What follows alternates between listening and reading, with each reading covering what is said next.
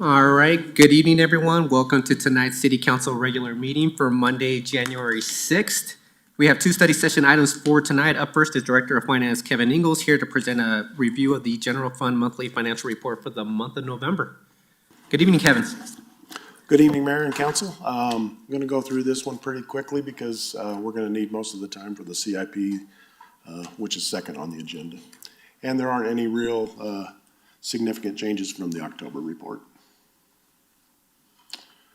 So year-to-date overall revenues are about 90% of budget. That's tracking right along just about the same as it was last year. Overall, we're up about 5% over last year.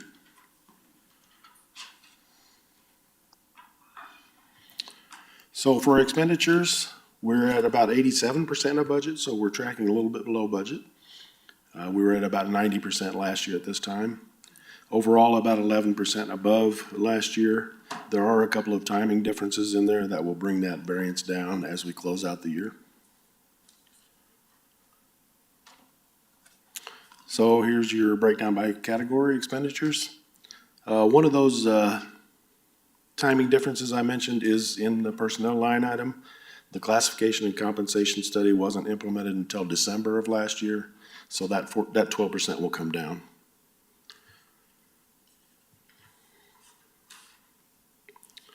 So here's our operating surplus. We are at about $500,000 surplus this year. That's about where we were anticipating ending when we were going through the 2025 budget process last year. So we're tracking right along about what we expected to be. Transfers, no changes from last month. Here's your fund balance composition. Overall, net change in fund balance is about $4 million. That is the $500,000 operating surplus, less the $4.5 million transfers that we showed on the last slide. And that leaves us a bottom line of unassigned fund balance of $6.5 million. And that's the monthly report for November. Kevin, thank you very much for the presentation. Any questions for council? Go ahead, Member Wright. Thank you. Thank you for the presentation. I just have a couple questions, please. For clarification, can you tell me how public utilities taxes are collected in sales tax 8? Oh, sales tax, area 8.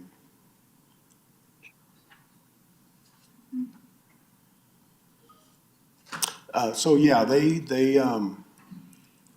send us some send us quarterly, but mostly they send us monthly update payments on their taxes that they collect. But who is they? What are the public utilities taxes? XL Energy is included in public utilities. That's the primary one. I believe we may include Comcast in that as well. I think those are the two primary ones that we collect from. Okay, and a follow-up question to that. So year after year, between 2020 and 2023, the amount of taxes that were collected increased substantially year over year. But for 2024, they're down just under $86,000. And I know they've not decreased utility taxes, so do you know why the amount we've collected is down compared to other years? Yeah, not necessarily. It's probably a timing issue, but I can look into the details for that for you. Okay, it just... Some of those pay quarterly, and sometimes we get them at the end of one month, and the next year we might get it at the month before or the month after. Okay. And then I'm pretty sure that I asked this last month, but I wasn't feeling the best, so I apologize, for the redundancy. For the 2024 general fund restricts the $55,000 for the ARPA funds to go towards the homeless. Is that slated, that $55,000, is that slated as part of the Tri-Cities coordinator or homeless? Or is that in addition to that money that we have in the ARPA funds? I believe this is separate, isn't that right? It's specific for the coordinator position for 1 year, I believe. The 55 is? I believe so. I believe that's correct. Okay, so it would go towards that 170,000? Yes. Okay, all right, that's what I have. Thank you so much. All right, any further questions? Seeing none, Kevin, thank you very much for your time tonight. We'll move on to the next item. Kevin, you'll be up as well as the members of the leadership team here to go over the 2024 mid-year capital projects and capital improvement plan. I know we've rescheduled this a couple of times, but Kevin, I'll let you kick it off. Excellent, thank you. Yes, we're going to have a review of the capital projects. If you recall, during the 2025 budget process, council requested an update, a periodic update on the status of our capital projects, so that this is our first time presenting this to you. We would appreciate any feedback you have as far as content or timing that you would like to have this going forward. The departments will be presenting data as of November. That's the last month that we've closed out. And you'll see there a few bullet items that they're going to cover. We're going to keep it a pretty high level, but we will pause between departments for any questions that you have. Here are the departments and then the funding source where their capital projects are paid out of or run out of. So these are the departments you'll be hearing from this evening. So tentatively going forward, we have this scheduled to happen during the budget process sometime in maybe July or June. Once again, we're flexible on that, but it seems to make sense to do that while we're talking about the CIP for the budget process. These next three slides just highlight where capital projects are mentioned in the code, just for your reference.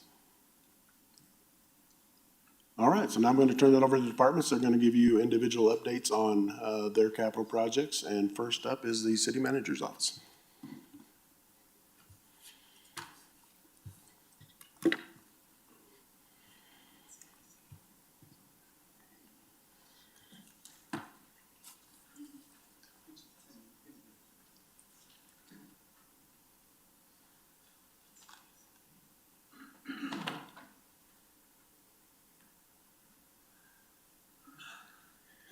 Yeah, thank you. So this funding was originally set aside by council in 2021 to do as part of the original ARPA tranche of $8.7 million. This funding was set aside to do a basically renewable energy study, or program, I should say.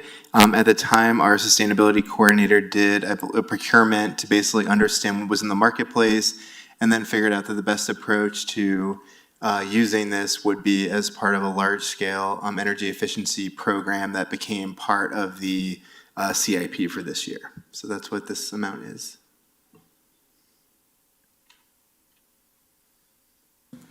Thank you for that, Tim. Any questions from members of council? Member Russell, go ahead. So we're talking about the energy efficient pilot project. Is this money currently under contract?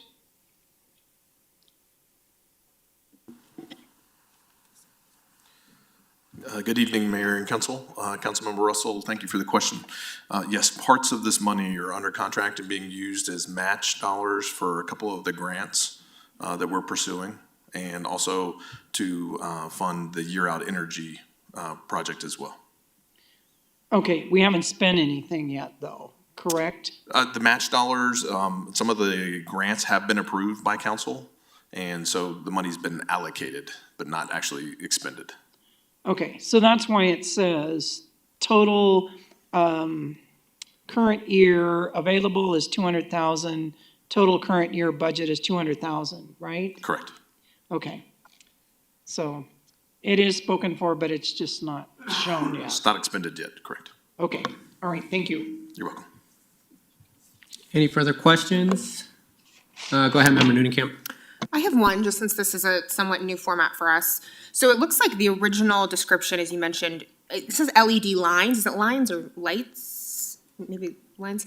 And then the sustainability coordinator said that actually we should use it as matching funds for this grant. Does that mean that the original downtown projects are no longer happening? And how was that decision made to say now we're going to use it in a new capacity? Am I understanding that correctly?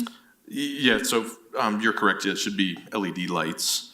We have converted some LED lights within city properties, particularly around this building and other areas. These funds have not been used for that yet. We are, and there's a separate line item that I believe is in the presentation tonight that talks about lighting downtown and some coordination that Public Works is specifically doing with EDDA to improve lighting in the downtown corridor. That's helpful context. So I think my question is, if I'm understanding correctly, that we've decided to change the use of these funds, it's still broadly energy sustainability, but we've used it instead of these initial projects to now be the matching funds. Are the actual projects different? And I'm sorry if I'm misunderstanding it. Yeah, so looking at the original description there, I think the such as is just meant that it was an example. At the time, we had really just started the sustainability program. I don't even actually know if you had approved the sustainability plan, it was like a few months, either before or after that. So we decided that we wanted to ask council to set aside funding for a renewable energy project, but we really had no idea what that would look like. So the such as really just means that was an example of a type of project we would have pursued. Our sustainability program manager, Mel England, did several months after this, did a procurement to really understand what was in the marketplace and didn't really find any, programs or initiatives that really could use $200,000 as the entirety of the project. So then she explored with our Public Works Department other opportunities, and then realized this could become it could become part of a larger project relative to energy efficiencies across city facilities. Okay, that's very helpful. Thank you. Any further questions? Go ahead, Member Ward. This might be a formatting thing. As Member Noonan mentioned, this is kind of a new format for us. I'm confused by the numbers I'm seeing on this slide, based on your answer to Member Russell's question. The current year funding available was $200,000. The actual spend is listed as $0. That leaves us to a variance of $200,000. There's no 2024 supplemental, no 2025 request. The $200,000 is being shown entirely unencumbered based on my reading of that, which means that we didn't spend any of it or allocate any of it.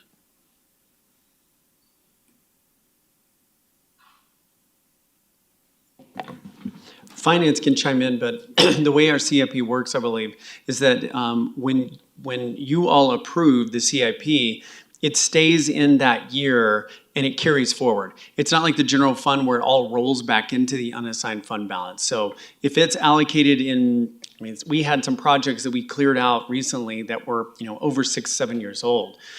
So when those appear in the budget, they are going to continue to be allocated in that year and carry forward. Is that right, Jenny? That's correct. Yeah, for our Mike. oh, sorry.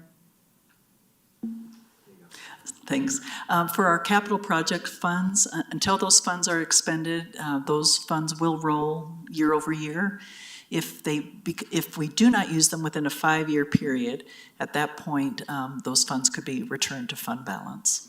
So I think the question that's befuddling me is the difference between allocated and used. Is this only showing funds that we've written checks for as we go into future slides? Is that the difference?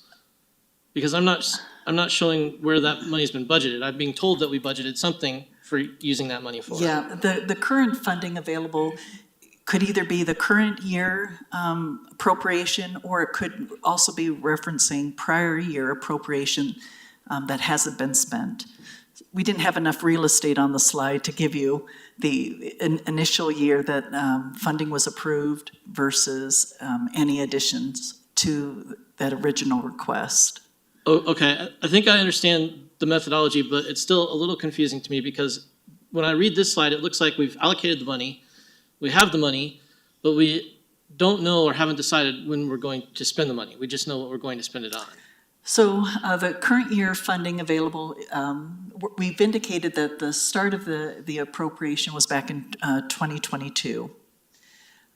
We're hoping and we plan to spend these funds by 2026. Now that we have identified that these funds will be used towards that year out projects. Okay, thank you.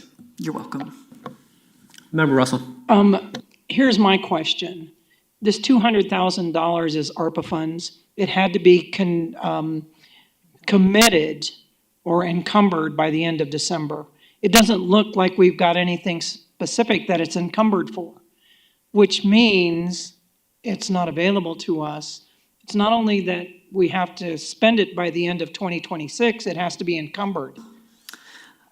And Director Rochelle, correct me if I'm wrong, but I believe the 200,000 is the city's match towards the building electrification grant money that we received from the state of Colorado. That's correct. So in that regard, it has been encumbered. Okay, So so if for some reason we don't go forward with that, that money will have to be sent back, correct?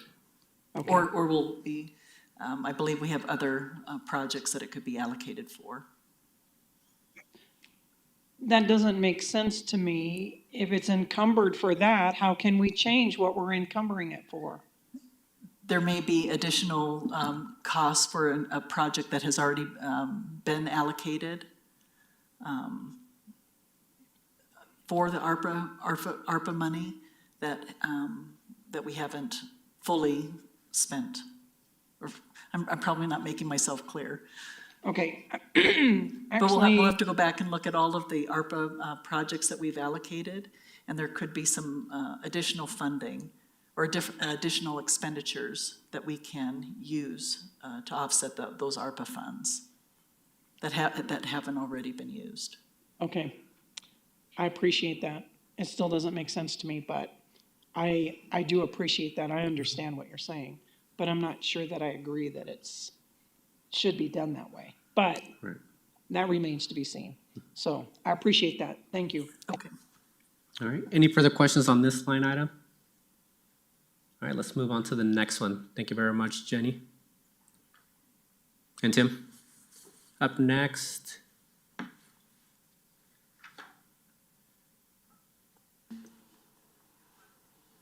All right, next we have the Communications Department. All right, good evening, Mayor, City Council. I'm here to give a quick update on wayfinding and placemaking, and then our access programming grant from Comcast, and the neighborhood signage program. Primary gateways, we've manufactured 2 and installed them. Secondary gateways, 16 have been manufactured. The remaining 2, 14 have been installed. The remaining 2 are actually being installed on Wednesday. And those are at Centennial Park and at Old Hamden and Lafayette. Our community signs, we've had 4 have been manufactured and installed. And actually this Wednesday, the community signs at the Broadway and Hamden off-ramps are going to be installed. Our historic signage program, we've completed 2 districts thus far, downtown and the Civic Center district. And we're now getting ready to install in the Wellness District. We need to kind of figure out where we can install those now and what needs to wait to make way for the Complete Streets project. In 2025, we're going to look at gateway messaging on the bridges at Dartmouth and Santa Fe, 285 in Santa Fe, and Hamden and Broadway, that underpass in Oxford and Santa Fe. And those were all identified in the 2020 master plan. And that's what I have for wayfinding and placemaking. I'll have Madeline come up and talk about the neighborhood signage program.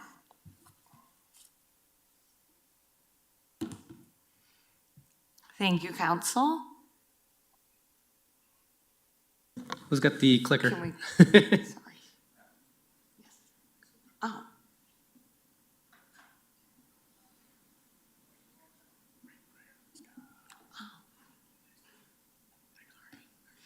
Okay, I'm gonna give a quick update about the neighborhood signage and installation. So far, we have installed signage in 3 neighborhoods, in Cushing, Forest Hill, and Bellevue Park. And any week now, signs in Hampton Hills and Old Town, will be installed. And in 2025, we are planning on installing 3 more neighborhood signs. And year after year, we're planning on doing 3 neighborhood signs per year.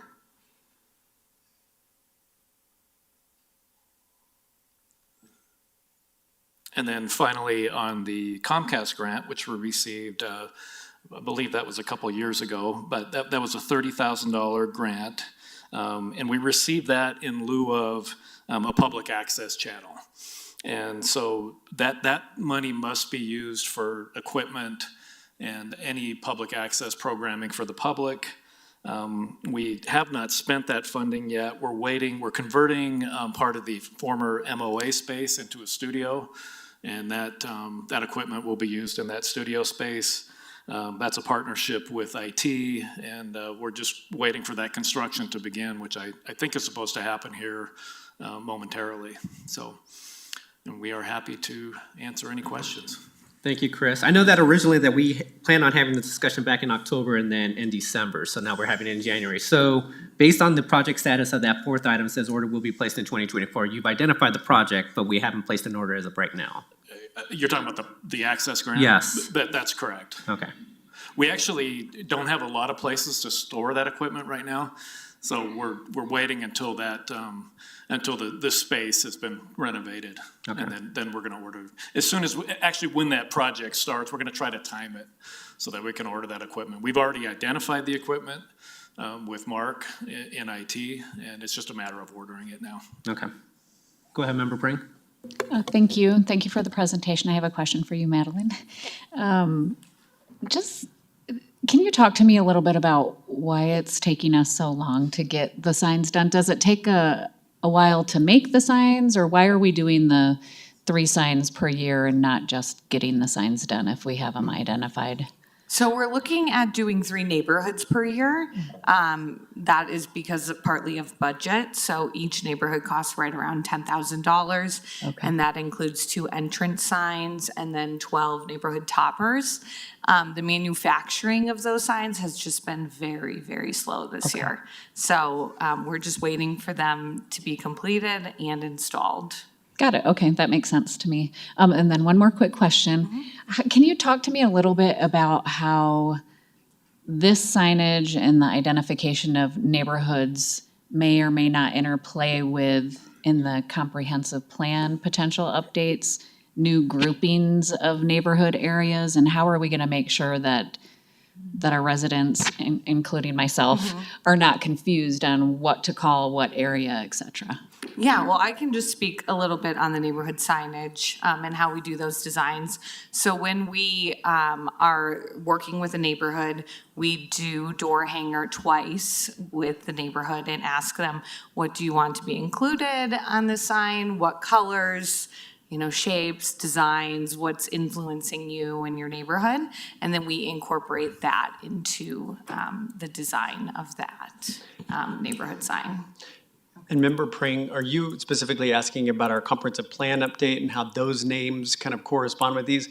We can get you that information from planning. Unfortunately, we don't have anyone here from planning with the CIP project, but we can get that to you in a council request. That works? That would be great. Yeah, Great. I just want to make sure that we're not. Sorry, I want to make sure that we're not creating confusion, with this new signage that's going up, but then we're also, really working on updating that comprehensive plan, and we want people's eyes on it. And so what are we calling any given area, and, maybe identifying some kind of crosswalk, if you will, between all of these neighborhood signs and how they've been identified, and how we're consolidating some of those areas down into a smaller grouping of regions, if you will, within the city. Thank you. Thank you. Member Noonekamp and then Member Wright. Yes, excuse me. Can one of you speak to on the previous slide, the historic preservation funds?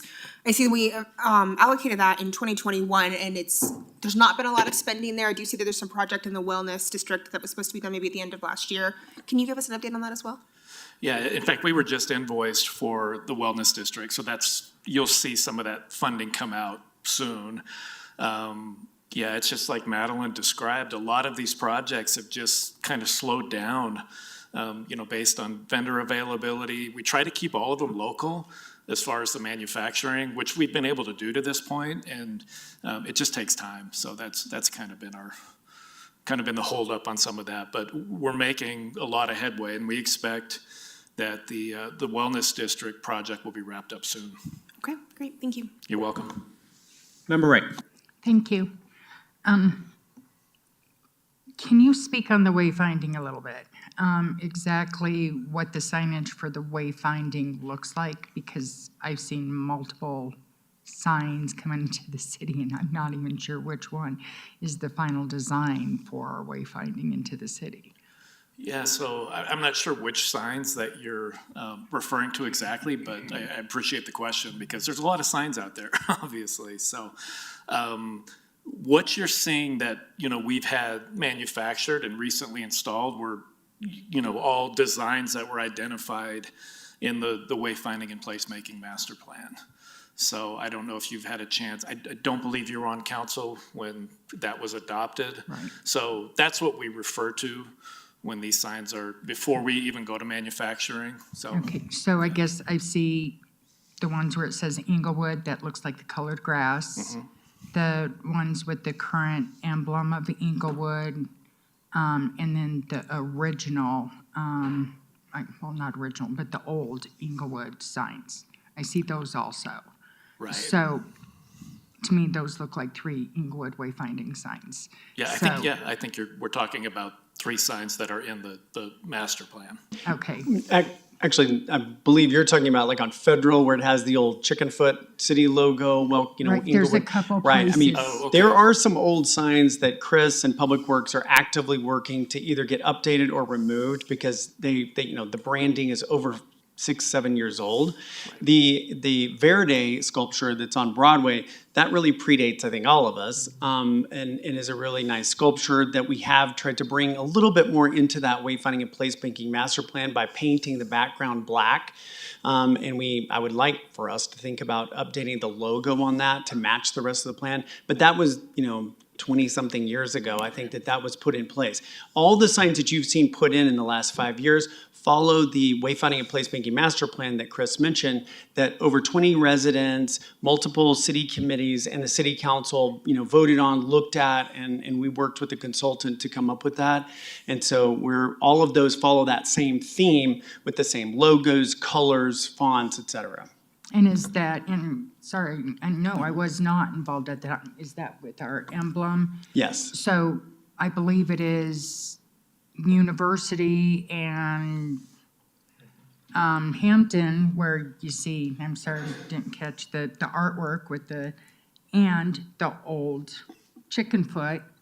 Those 2 are right there. I believe Member Prang and I were talking about it that one time. And on Federal, I mean, you drive down Hampton and you see the old chicken foot signs. So, it's kind of confusing. I can address that. Those have been a little bit of a challenge because those are CDOT's right-of-way.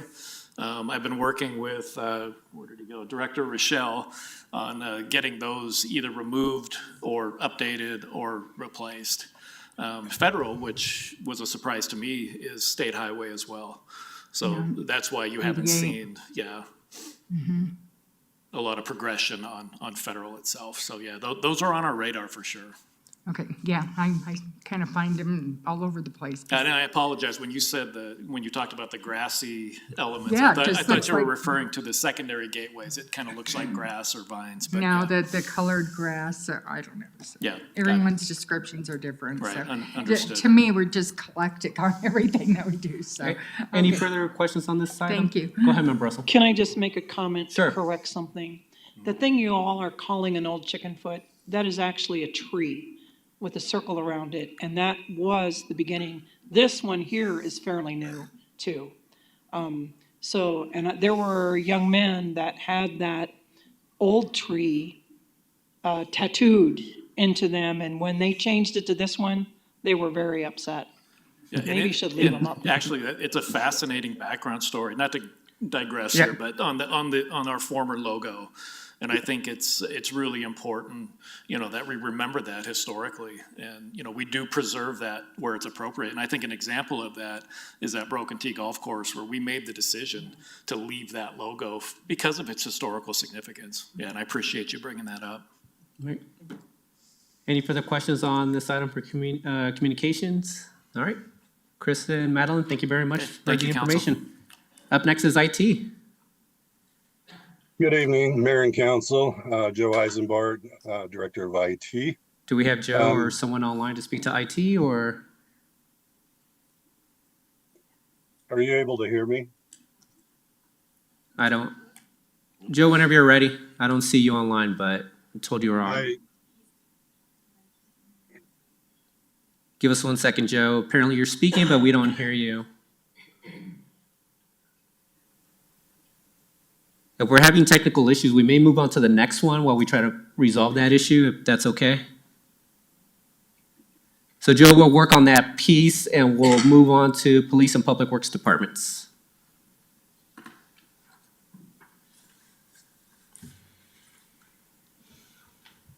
Good evening, Chief. Hello, thank you for having me tonight. It's good to see you all. Welcome back to the new year. The two projects that we have for you this evening, the first one is the easier one of the two, which is the SWAT van that is listed up there for $20,000, and that was paid off a couple of weeks ago, so that'll be removed. We have the van, and we're working out of it. The other is the Fox building that we are working on getting $1.39 million for renovations to the Fox building, which is kind of catty corner to the police department. We're hoping to use that for some property and evidence storage, as well as some of our equipment storage. All right. Any questions for the chief on those two items? Go ahead, Member Russell. Well, I don't know for sure if you could answer this question because this is historical. The police headquarters construction fund, is that part of the debt? I mean, we got extra principal on the police building to begin with, and there's still some funds left in there, correct? Correct, that is part of the same funding source. Yeah, after these two items are spent, there's just a little over $1 million left in there. Okay, so we're still working at spending that money? We are. Okay, and this is it. Thank you. All right, Chief, I guess the important question for me, when I'm looking at this entire packet, I want to know what's in progress, when did it start, when it's going to finish. So for the first one, the Fox building, we got roof bids in. So have we started the project, or are we starting in 2025? Thank you, Mayor, for the question. So we solicited some bids in 2024. We're finalizing that bid process, and we'll be selecting a contractor probably by the end of Q1 this year. Okay, and how long do we expect the project to last? I would need to check with my team to be for sure. It's not an overly complicated roof, so probably a month or two. Well, I was going to say within the year, though. Yes, Okay. yes, absolutely within. Okay. All right, that's some of the bit of information that's missing from this spreadsheet, and I'll speak to that later in the end as well, but that's what I'm trying to gather from all these spreadsheets, so appreciate the answer. All right, moving on to the next item, I guess we'll go to, Joe's ready? All right, we'll go back to IT. Joe, are you able to hear us? Let me see if we're able to hear you. I can hear you. Can you hear me? We can hear you. Thank you, Joe. Thank you, Victor. All right. Good evening, Mayor and Council. Joe Eisenbart, Director of IT. The first one I'm going to cover tonight is the fiber network project. This is an ongoing project to try to build out the backbone between city facilities. There were no opportunities with existing city projects in 24, so there were no expenditures or advancement of this project. We are planning a broadband pre-feasibility study first quarter of this year. to determine the viability of a project for the city to provide broadband to homes in Englewood. Moving on to the HRIS system. The workforce management tool implementation is on hold based on a 2024 assessment of the system. We believe there are some holes that need to be resolved in the current HRIS system, and therefore this project might be a little premature. We need to do some additional investigation to see if there is a vendor out there who can provide the necessary functionality, or if we need to look at third-party offerings. So nothing has been expended in 24 for this project. Phone system, nothing expended in 2024. We are currently waiting best and final proposals from vendors. Once we make that selection later this month, we will move forward immediately, pending vendor availability. And the Cora request portal implementation was completed. That system went live in July of 2024. It was about approximately half of what we had budgeted there. So good news. Any questions? Thank you very much, Joe. Any questions on this item? Go ahead, Member Noonan-Kim. Yes, I have a question about fiber. This has been an interesting topic of conversation within the CIP over the last several years. There was a point where we thought we needed multi-million dollars over the course of, several years out. We've not seen those requests come back to us in the last couple of years. But I do think it's interesting that we've allocated almost $1 million for 5 years and we've not spent any of it. So can you just give us a little bit, you mentioned there were no opportunities this last year, but I find it interesting that we haven't spent any over the last 5 years. And to Manager Nolan's point earlier, if we haven't spent that money in 5 years, we can reassess if it needs to be reallocated. I'm just thinking about all the other needs. Obviously, fiber is very important, but I'm concerned that we haven't made any progress in 5 years. So can you just illuminate that for us? Sure. The original project to build out the backbone between the various facilities in the city was about $20 million. The plan was initially that we would request $1 million per year towards that goal. With budgetary constraints, we had not requested additional money there, and we're relegated to waiting for street projects that are occurring in the city as a matter of maintenance to try to piggyback on to get conduit run for fiber between those facilities. So it's kind of a secondary or plan to continue moving forward until there might be additional funding available to restore that funding year over year. I appreciate that explanation. It's helpful. And especially thinking about the Complete Streets projects we have coming up and some of the other things, I will be very curious when we come back with the CIP conversation heading into 2026, if we can see progress on this, or if this is something that maybe we should consider reevaluating. While obviously I want us to take advantage of this kind of technology, I'm concerned that this money is sitting here not being put to active use, and when we've done a lot of street projects. And I'm just wondering, is there a smarter way for us to do this? Maybe we can seize on funding if it becomes available in a supplemental funding opportunity versus letting it sit here when we have other pressing needs. So what I don't want to do is when we come and do the CIP on the next budget, just continue to allocate this money without seeing progress. So hopefully staff can keep that in mind when they come back to us for the next cycle. I appreciate that suggestion. Thank you. Go ahead, Member Wright. Thank you. And to piggyback on Member Noonan-Camp, I was going to ask a lot of the same questions, but I guess just one follow-up. Do we have, like if a big project comes up, do we have some of the materials on hand where they could do some of the broadband between, two different facilities to do some of that? Or is some of this money slated for that opportunity? We don't currently have those materials on hand. They would be acquired based on those opportunities coming up. Okay. And then just a question on item 4. I appreciate the self-service porthole for the open records. My question is, and I'm not sure if, well, whoever could answer it, what kind of education has gone out to the public that this portal is available to them now, so they're not sending core requests to the clerk's office, or is the clerk's office guiding them to people to the porthole now? I am not entirely sure. I can get that information for you, though.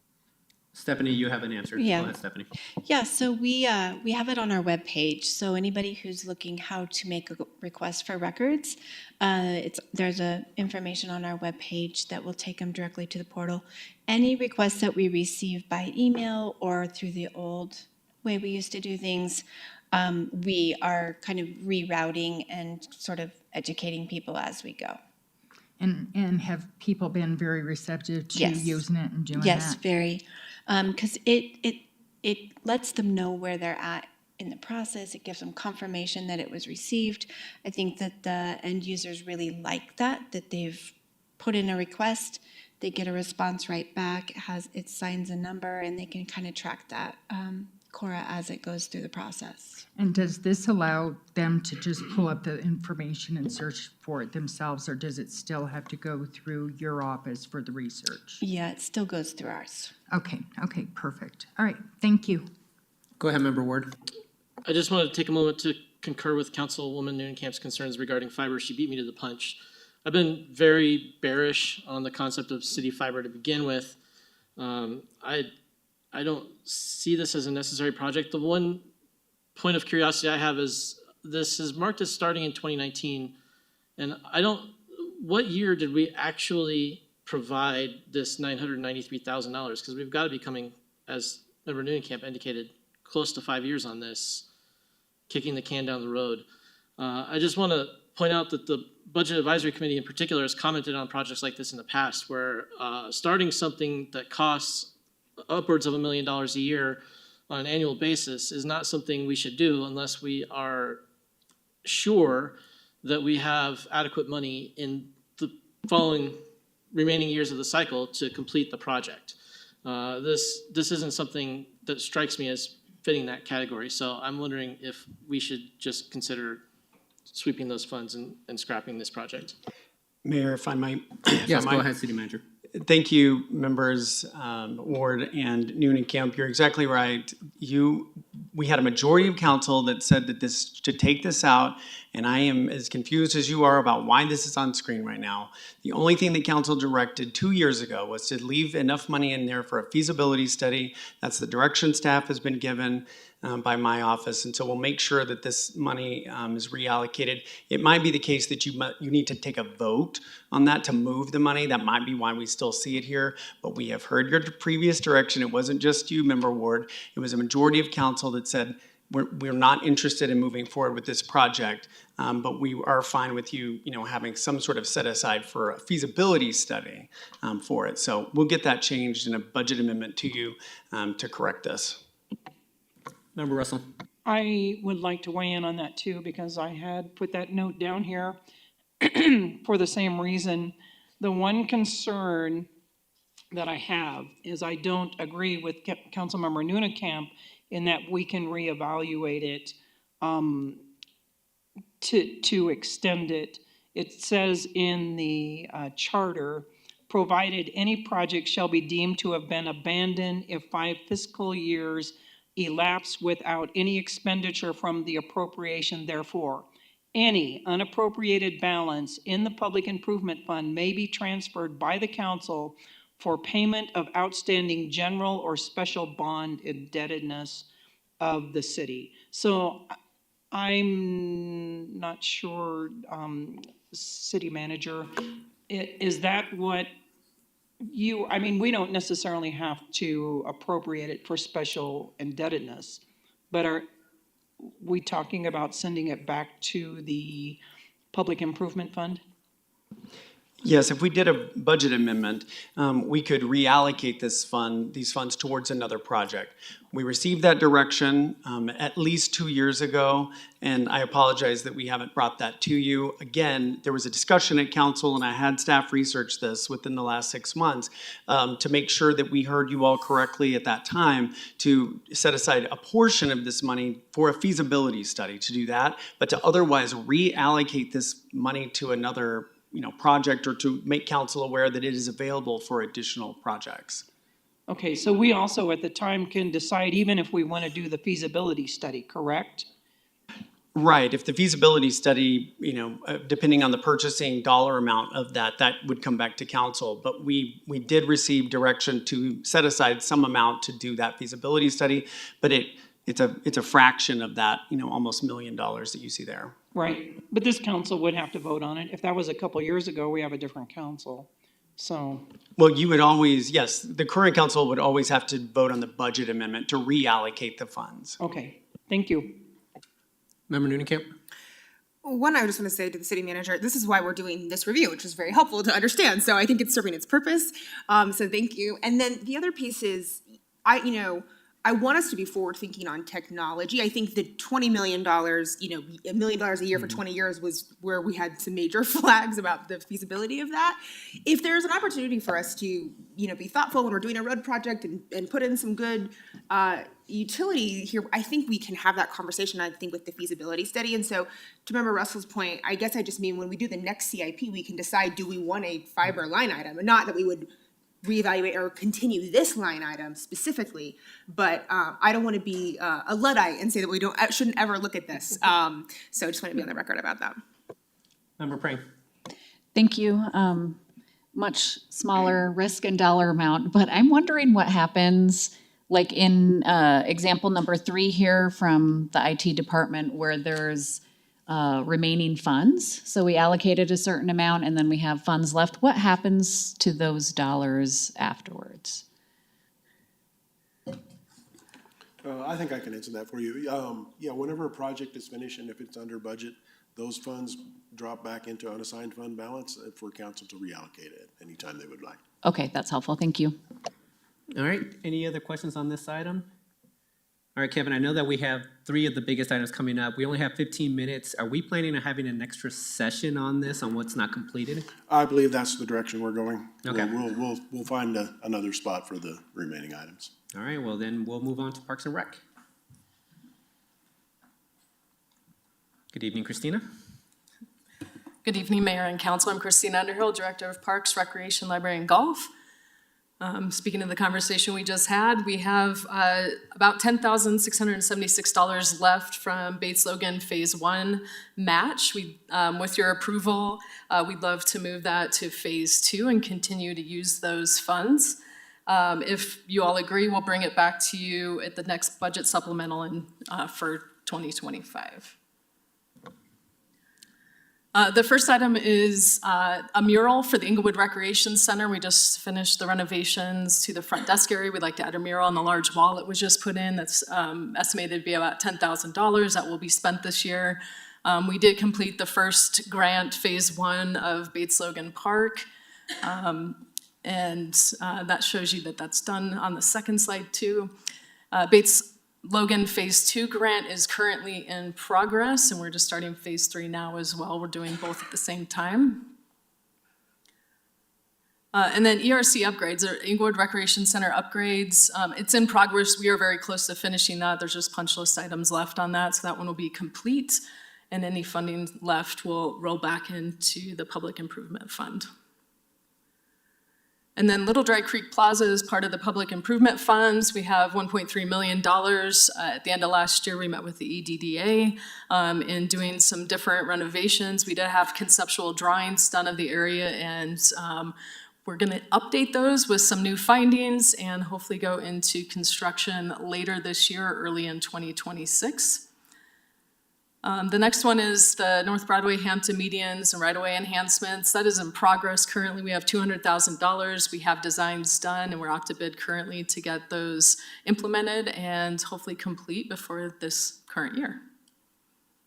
And then the last two, the train has been installed at the park and was very popular this year. That funding is complete. And then Broken Sea, out of their capital improvement funds, repaired the cart pass at a $50,000 number this last year, and they plan to do that annually, about $50,000, replacing cart paths that are falling apart or tree roots are popping up that make it harder for the carts to drive over.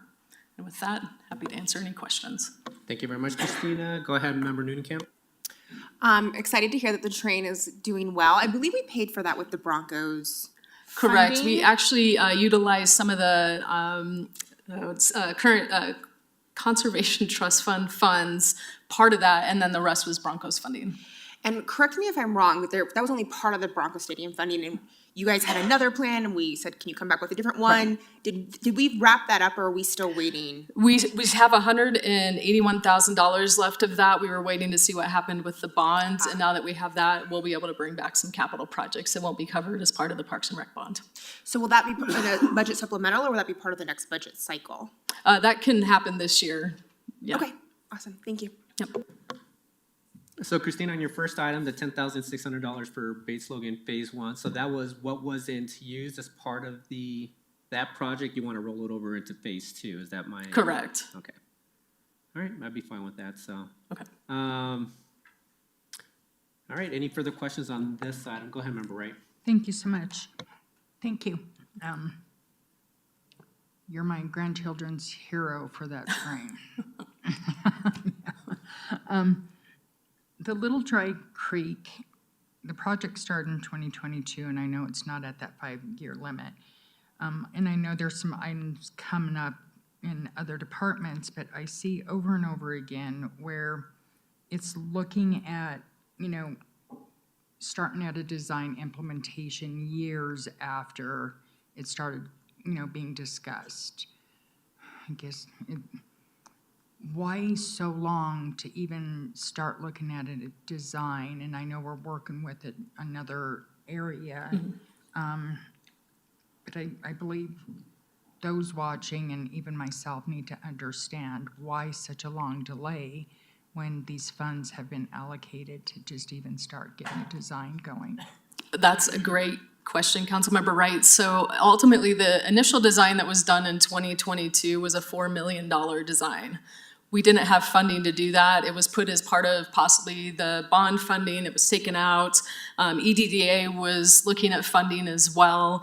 And so they're actually going to be splitting the cost of updating the design to address some of the safety issues in the area, increased lighting, activating the Little Dry Creek Plaza. And so the request was made by EDDA to go back to the table with the initial design and that consultant to update it based off of more recent findings and ways to make that area much safer and a place people want to be. And so ultimately it came down to funding we weren't able to implement as soon as the designs were done. And they were just conceptual. They were not finalized construction drawings. And so that's the direction we're planning on headed, is construction drawing and then actually implementing what we have here, the 1.3, to complete Little Dry Creek Plaza. Okay, perfect. Thank you. Any further comments on this item or questions on this item? All right. Go ahead, Member Russell. My question is on the North Broadway Hampton medians. That $200,000 also has been set aside for over 5 years now. Yeah. And we're not going to be spending it till 2026? No, it will be complete this year. Okay. We had designs complete, construction designs finished in fourth quarter of last year, and now we have the implementation. Ultimately, we did do updates to Hamden utilizing some of this funding, and we took it out of a different fund, and so we have $200,000 to make those changes to these medians. Okay, thank you. All right, anything else?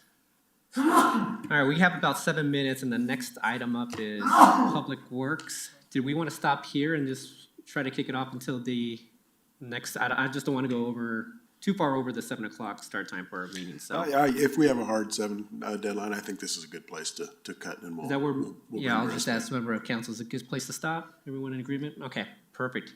Christina, thank you very much for the presentation on the parks. Kevin and directors, That did present. Thank you very much for your time tonight. We'll schedule another item to go over Public Works as well as utilities. All right, perfect. Anything to add on that, Kevin? And unless you have any feedback on the format or the information that we're providing that we can change for the next item. Anyone want to add anything on this? I think what I'm noticing now that we've kind of talked through some of these items, as I mentioned earlier, what I find important here is what have we allocated? Have we started the project? When do we plan on completing the project? And basically what I'm trying to understand here is what is sitting in a holding pattern? Because part of, every time we talk about the CIP and just capital projects we have across the city, we're always trying to figure out exactly where to allocate. And we have a tough time allocating dollars because there's so much that we need to do within the city that we just don't have enough dollars to do it, right? So one of the concerns that I've had in the past is, are we asking too much of Public Works in just one example? Do they have the bandwidth to start some of these projects? And what I'm seeing here, we haven't gotten into Public Works just yet, but there are some projects that are holding steady, holding still, and they're not moving forward. And I want to know what those projects are in order for us to say, does it make sense for us to continue down this path, for one, and whether or not we need to reallocate those dollars. And then two is, that information would be good while we're going through the CIP as well to say, in the past, we've noticed with projects that involve this, they just don't seem to move very quickly. So will this project start in 2026 if we're talking about the next year's budget? That's what I'm trying to glean from this information. It's a ton of information. I think there may be some wasted columns in here, but I'll probably learn more the more that I kind of dig into this. But those are my initial thoughts based off what we discussed tonight. Member Noonan-Camp and then Member Russell. I really appreciated this. I found it very helpful. We spend a lot of time talking about the new CIP projects that we approve every year, but we don't spend enough time in what we've already approved. And not only do I appreciate this mid-year review, I would like to see more of this level of data when we're making the new decisions as well, because it will help us understand where do we need to continue funding, or where actually we not made progress when we can see all the projects on the board. I know we cover this, but this level of detail is really helpful. And my ask to staff is just that we continue to take the feedback of council into account when we are bringing new projects as part of the regular budget and CIP process, thinking about, very similar to what the mayor is saying, are we making progress? How many things can we do well at once? What are we learning? Essentially, if we're not making progress, what are we learning from that? And can we use the taxpayer resources in a better way is the most important thing to me. Member Russell. Thank you. Thank you for the presentation. The one thing that I noticed in here is it said we're not taking into consideration any ongoing projects. But my question is, are you subtracting out those ongoing projects? Because I know that that's one of the things the Budget Advisory Committee talked about is we keep bringing forward like the bridge projects. I mean, Dartmouth Bridge has taken us forever. I think that's been going on since, maybe 2014? And so, but those have ongoing expenses every year. So we can't really, I just want to make sure we're not forgetting those and then adding new projects to it when we really already have money that we should be finishing up those projects. Are you taking into consideration, even though that's not our conversation? Yeah, definitely we do, and we try to point that out during the budget process. It's a separate category for ongoing versus new or existing capital one-time projects. So Okay. we might be able to do a better job of pointing that out during Okay. the budget process. All right, I appreciate that. Thank you very much. Member Frank. Thank you. I think to build on what I believe I understand Mayor and Member Noonan-Camp speaking to around just having a better identification of projects that may be kind of on hold still and looking at a new cycle of conversation around CIP. I'm wondering if it would be helpful to have those projects flagged, or if we pull out those projects that have TBD versus an end date, and we have some level of discussion as council as we're getting ready to head into that new conversation.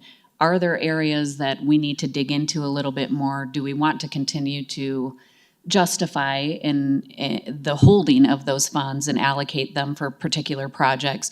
Or are we at a tipping point where it's time to release those funds and be able to do a little bit more with new suggestions for the new year? So that might be a helpful tool, I think, for all of us to have those types of projects kind of flagged or added to the presentation as we start our discussions for the coming year. And I think that'll be another good reason to have this update during the budget process as you are considering new projects. Perfect. Any other comments? All right. Kevin, thank you again for the time. Thank you very much, directors, for all the information. We'll get the rest of the agenda on the rest of the item on the schedule. So thank you so much. And with that, do we need a quick break, everyone? 5 minutes? Let's take a 5-minute break and then we'll call the meeting to order for the regular meeting. Thank you, everyone.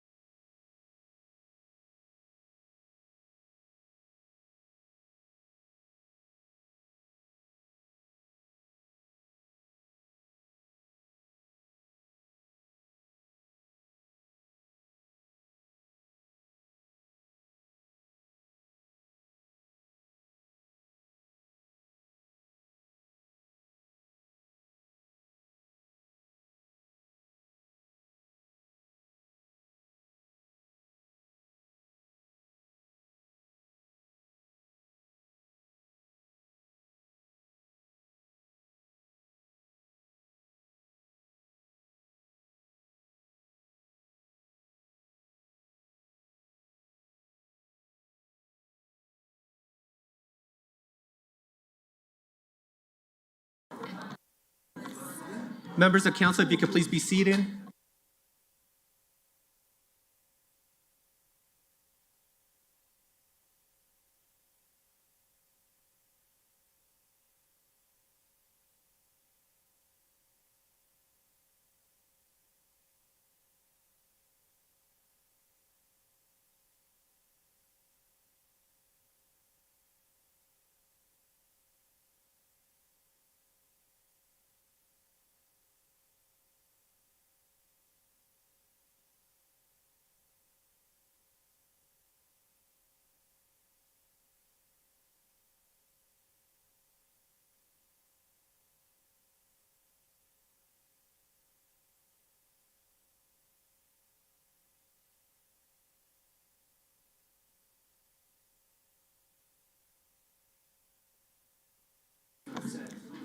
All right,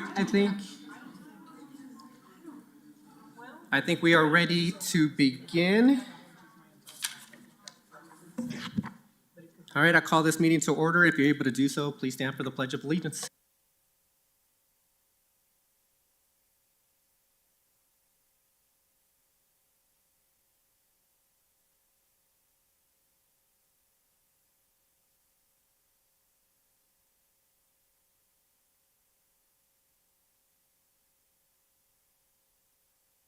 Thank you. City Clerk, if you could please take roll call.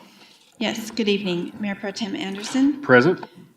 Member Noonan. Present? Member Prang. Present. Member Russell. Present. Member Ward. Present. Member Wright. Present. Mayor Sierra. Present. All 7 present. Thank you. Moving on to consideration of minutes from the previous session. Any corrections from the meeting from December 16th? Seeing none, can I get a motion to approve the minutes from the December 16th meeting? I move to approve the minutes from December 16th. Thank you, Member Noonan. Could I get a second? Second. Thank you, Member Prang. Can we please vote? Mayor Pro Tem Anderson. Aye. Member Noonan. Aye. Member Prang. Aye. Member Russell. Aye. Member Ward. Aye. Member Wright. Aye. Mayor Sierra. Aye. Let the record show 7 ayes. All right, perfect. Moving on to recognitions. Tonight, I'm excited to recognize a major accomplishment for the city of Englewood. Our communications department, in collaboration with community development, have been honored with the Award of Excellence at the 2024 City County Communications and Marketing Association Savvy Awards in Arlington, Texas. This award was for the Trolley Ridership and Refresh Initiative in the Community Vision or Branding category. It recognizes efforts to involve the community in shaping the future of our city. A community survey played a key role in forming the Trolley's rebrand, including a new name, look, enhanced shuttles, and extended hours. These updates reflect what residents told us they wanted as part of the new branding. 3CMA, so the City County Communications and Marketing Association, is the nation's premier network of local government communicators. The Savvy Awards highlights excellence in local government communications. Competing against entries nationwide, this recognition showcases the creativity and dedication of our city staff. So congratulations to the communications team and the collaborating city staff on this well-deserved recognition. Thank you to all the community members who participate in the survey and will help shape the future of the Englewood Trolley, which is now birthed. So thank you very much. Chris, anyone from communications want to come up and say a few words? We have a certificate up here, so we'll take a quick picture with members of council as well.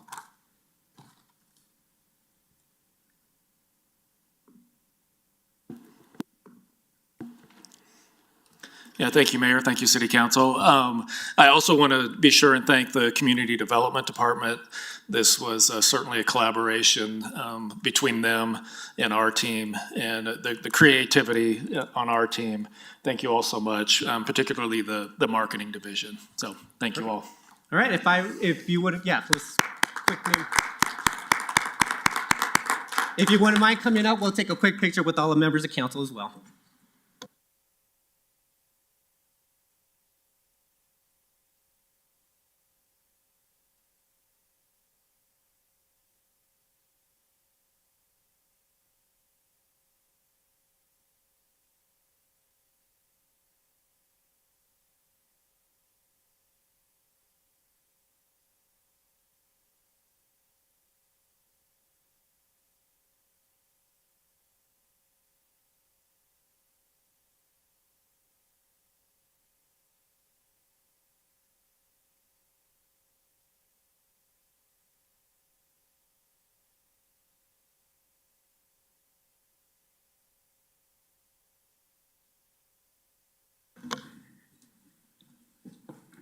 All right, we're gonna go ahead and move to recognition of public comment. Public comment is gonna begin here at 7 o'clock.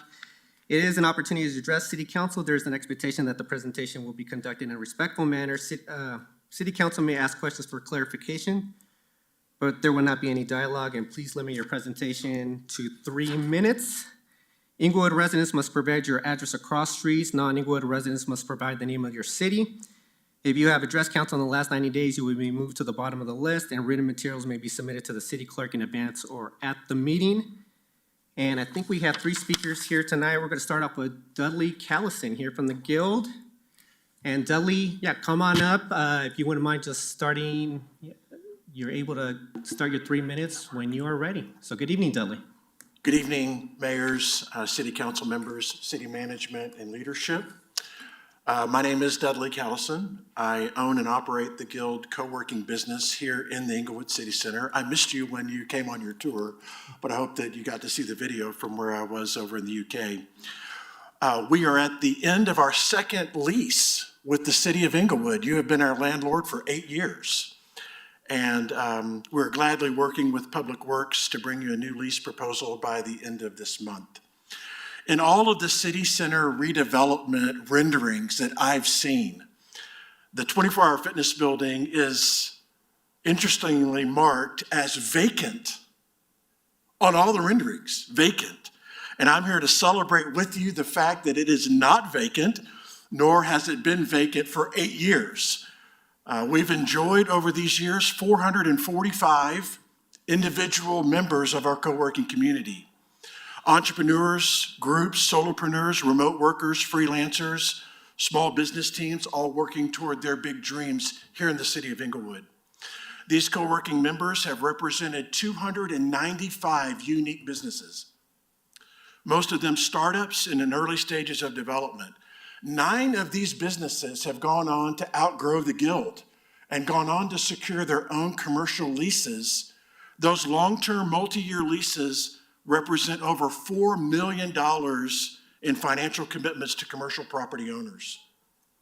As an event center, the Guild has hosted over 370 gatherings, including business development workshops, employee training events, networking meetups, consulting appointments, City of Englewood leadership meetings, nonprofit fundraisers, and private parties. Currently, right now, we have 72 Guild members working in this Englewood location between the 24-hour fitness building and across the street. The EDDA space is now completely full at City Spark, and the community room stays busy with events. Every day, these folks bring positive traffic and economic value to the city center. We've been able to do all of this because of the partnership that we've had with the city of Englewood. As our landlord, you've charged us below market rates for commercial space, and we've passed that savings on to the co-working members. The Guild is not a high-end, bougie co-working community. We are known as cozy, relational, and affordable. I don't get rich from owning the Guild. I'm sustained from a consulting business with nonprofits. But I am richly blessed to have founded and facilitated this co-working community for these 8 years. I understand the city's larger agenda to redevelop and revitalize the city center. I wholeheartedly support that. We respect whatever you decide to do with the 24-hour fitness building. Dudley, your 3 minutes are up. Thank you very much for your time tonight. Thank you for your time. Thank you for coming tonight. Any questions from members of council? Dudley, thank you very much for your speak tonight, and Happy New Year, sir. Thank you. Appreciate it. All right, up next is going to be Gary Kozak here to speak about the police.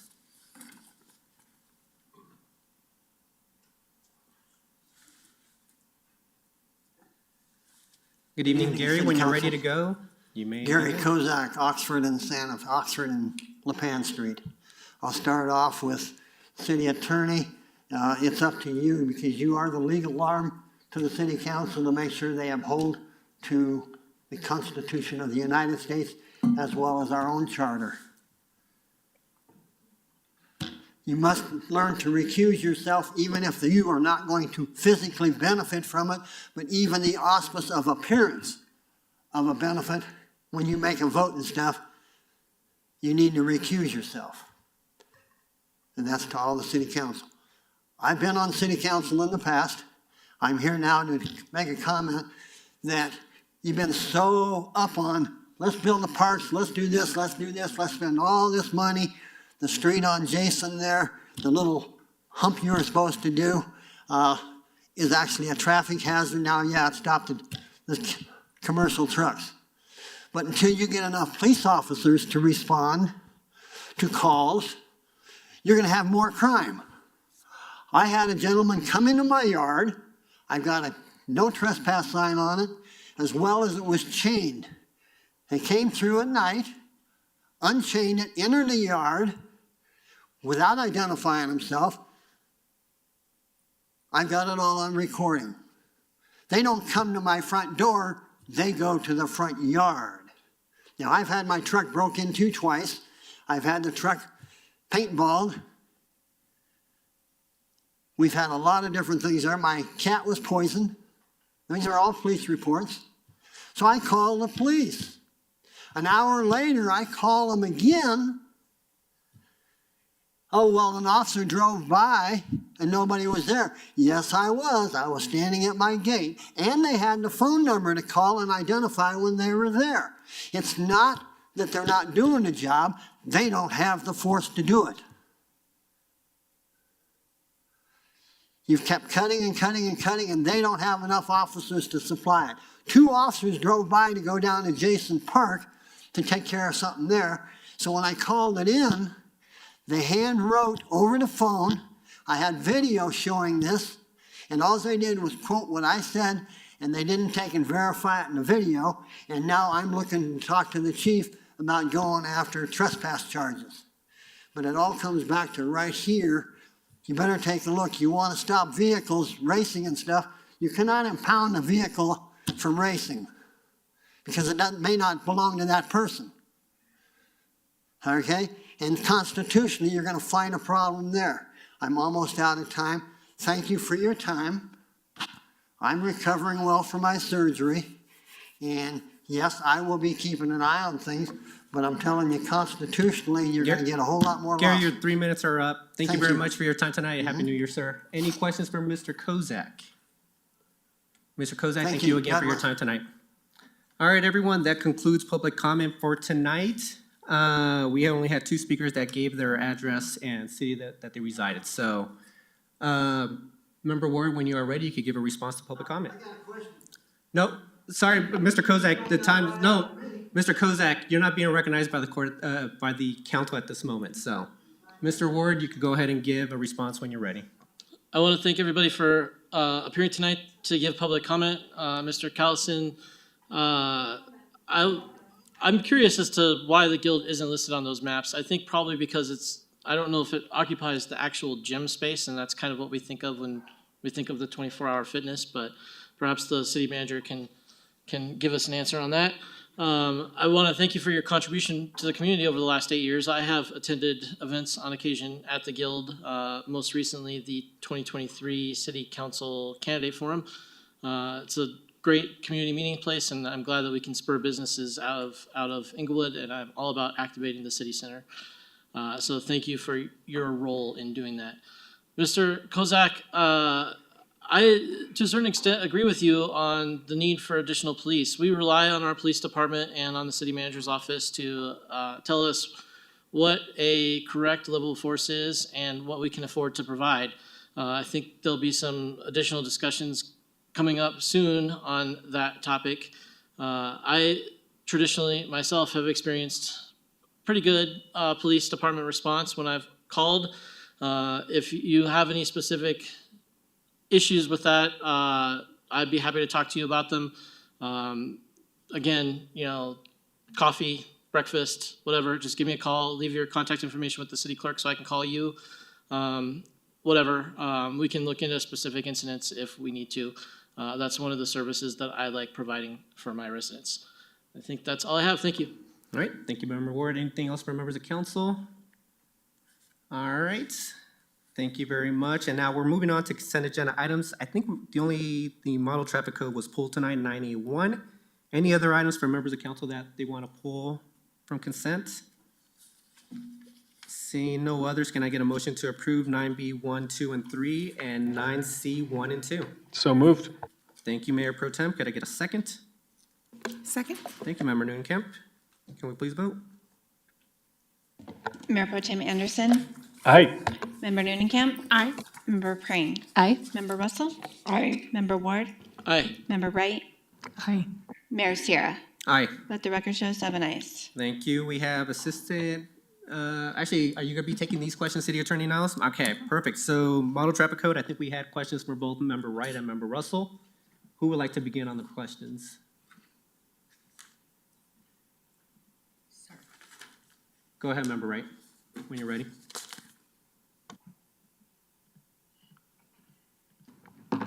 Okay, thank you.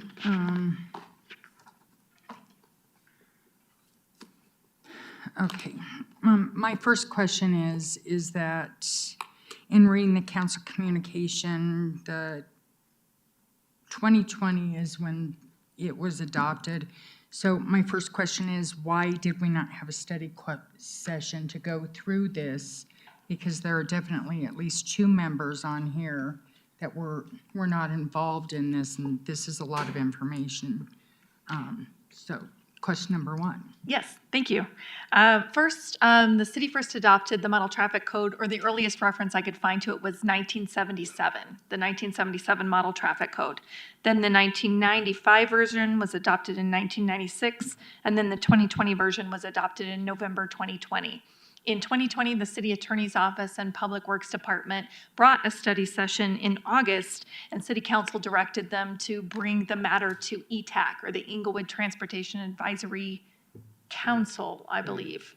And so that's what we did this time, is Assistant City Attorney Sergio Renteria and Public Works Director Victor Rochelle brought it to ETAC to review and then make a recommendation.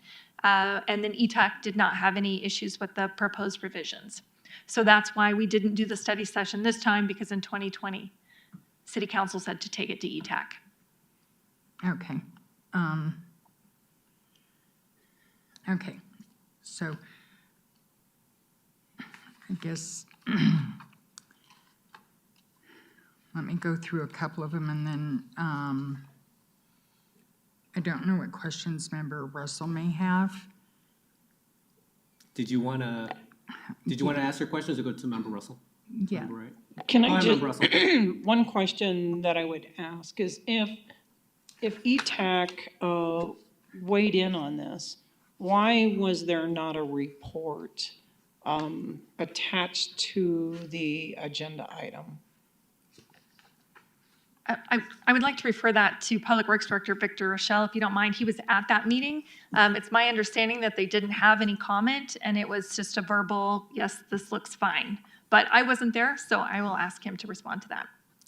Good afternoon again, Victor Rochelle, Director of Public Works. Thank you, Member Russell, for the question. City Attorney Niles is correct. This was presented in October to ETAC, and they had no comments or questions, and were supportive of it moving forward and voted for it to move forward. Okay, thank I you. apologize, we didn't have a summary of that in the document here today. Okay, I do appreciate that. I do know that in the past, when we've done this, I've been on city council. From 1995 to 2020, that was 15 years. I do believe that there was a study session. I have some huge concerns about this, not so much in a lot of the things that were changing, but it should have never been put on consent agenda. It should have been discussed, because there are enough changes that the public is not aware. Do you have any idea how much the signage to make all these corrections across the city, how much the signage is going to cost us? I do not. We have not run that calculation. Okay, and I think that's an important thing to do. That's something that we need to discuss, because if these changes are all made, and the public is going to be expected to know all of this, because ignorance is no part of the law. That is exactly why this should be discussed in in a study session, going through it. I mean, there were decisions made in the city attorney's office just to make these changes, whereas had we discussed, this is what's happening, council may have given different direction on some things. I'm concerned about that. Let's see, there are some other things here.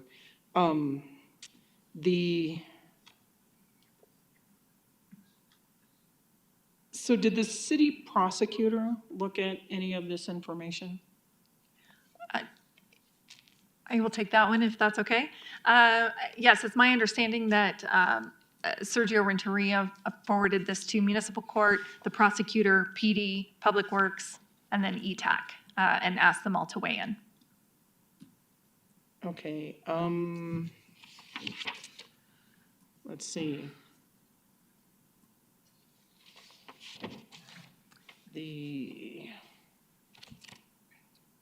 Well, you looked at it, member, so can I ask a question? Yes. Okay, in the code under 1713, one of my concerns, it says conviction record inadmissible in civil action.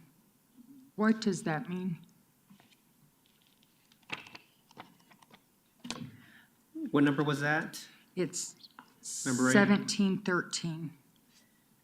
Part 1713. Yeah, it's, Oh, wait, here we go. It's on page 194 of the 194, model traffic yes. code. That means that if you are convicted in municipal court, that it's not admissible as evidence in a civil case. So let's say somebody sues you civilly because you I don't know, hit their car, damaged their car, and maybe you received a ticket for it too in municipal court for maybe running a stoplight. So what this means is that except as specifically authorized by state law, the record of your conviction of municipal court is not then admissible as evidence in civil court. It can't be used as a document against the defendant. But there are exceptions to it. State law does allow it in some circumstances. but I thought this was, we're going by state. I mean, isn't that kind of a, I don't know,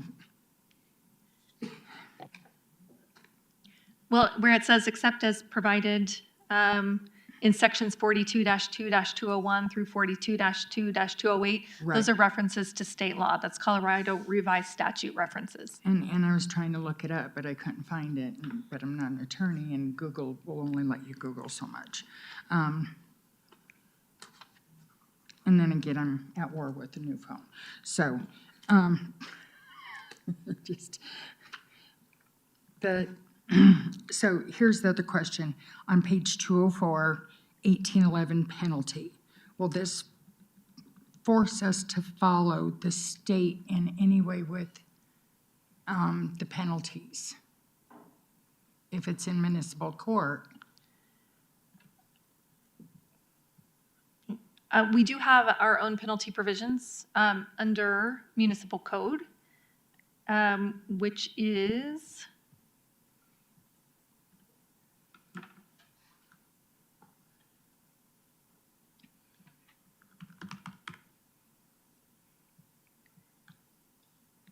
in Title I.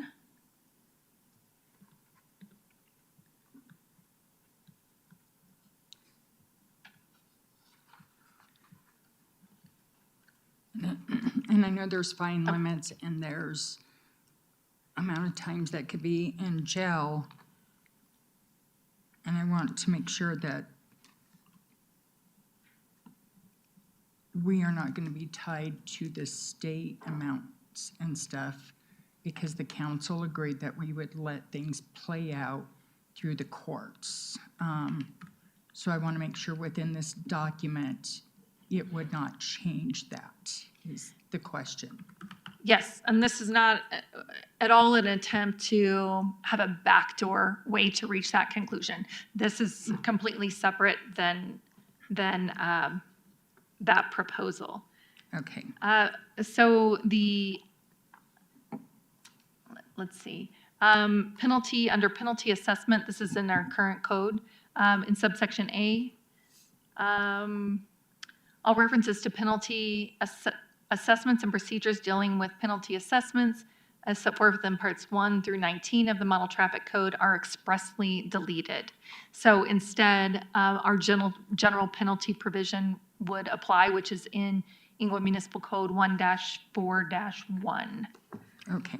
So that penalty provision would not apply. Instead, our general penalty provision would. And that's something that's currently already in code, which is in section 2 of the proposed ordinance, EMC 11-1-1, which would be a new subsection A1. It was previously B1. Okay. And then I'll ask one more, and then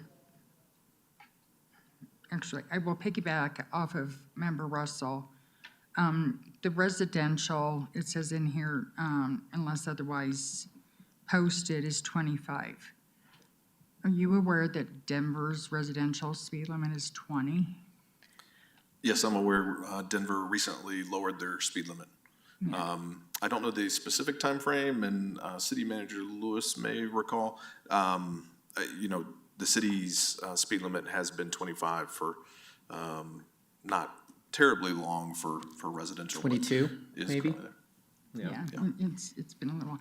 So one of my questions, and it kind of ties into some things, is the standard offer, the plea. And I'm trying to find, I have my notes in the back.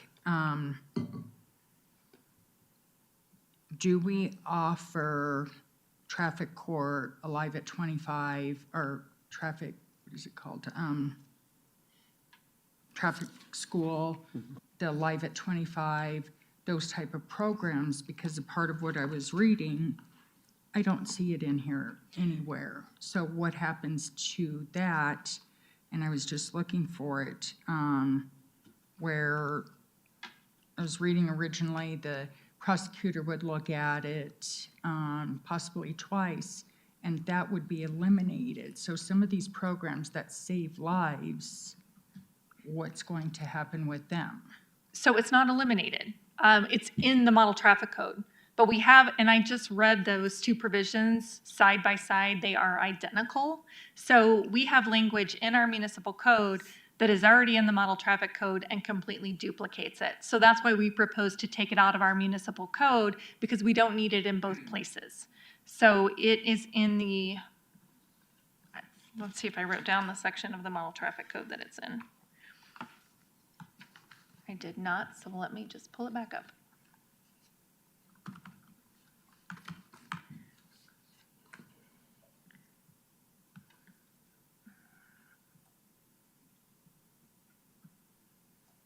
When I searched for school in the Model Traffic Code, it was 128 times it's mentioned, so that's not.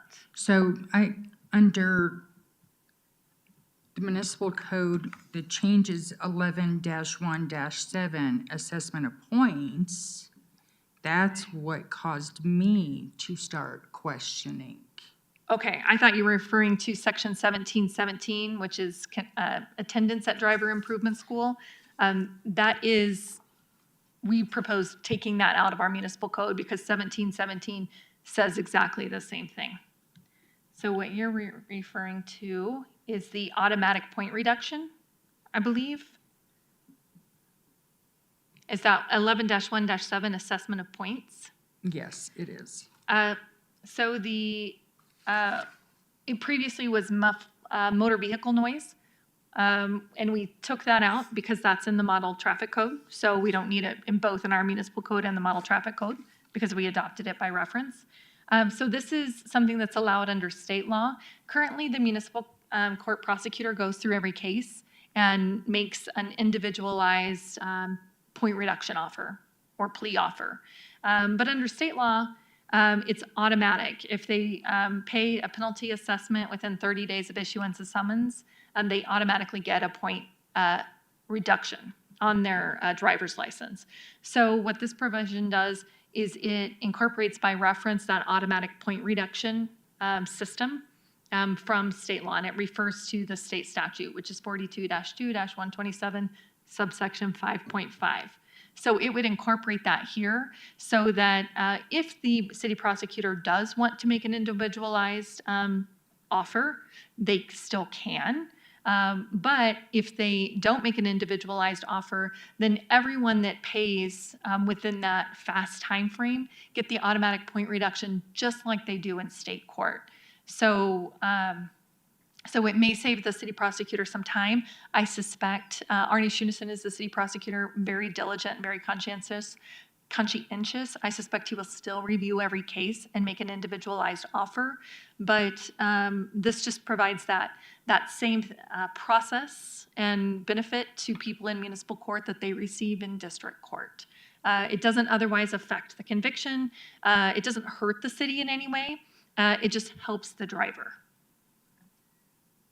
Okay, I'll allow member. Go ahead, Member Russell.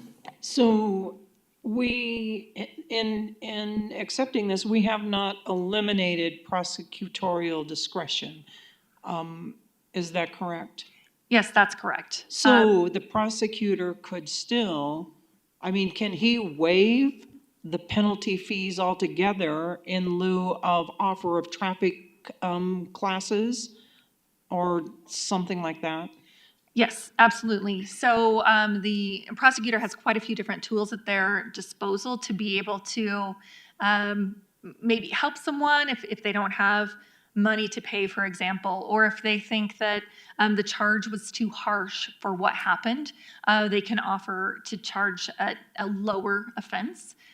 They could offer a deferred prosecution, and part of that often is you go to driver's school, you don't have any other offenses within 60 days, and maybe throw in a couple of other things. You report to to my office, something like that. And if you do these things, then in 60 days, we will dismiss the case because we are convinced you're unlikely to repeat the offense.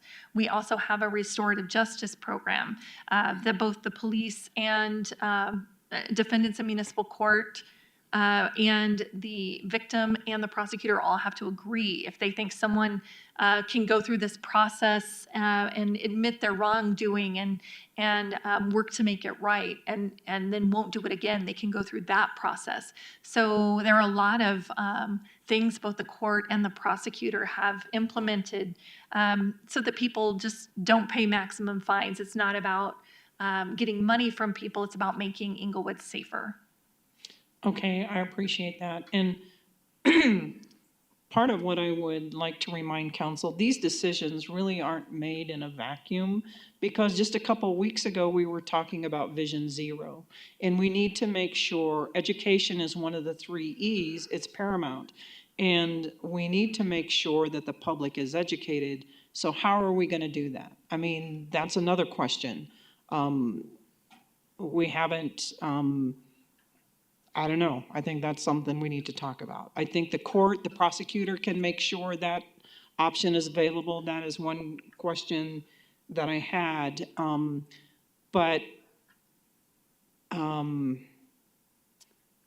the most part, I believe it makes sense what we're doing because most of these are common sense. But I don't want this council to negate their responsibility to have study sessions and discuss this, because ETAC doesn't discuss all the things in ETAC that we discuss on council. It is our responsibility, not ETAC's.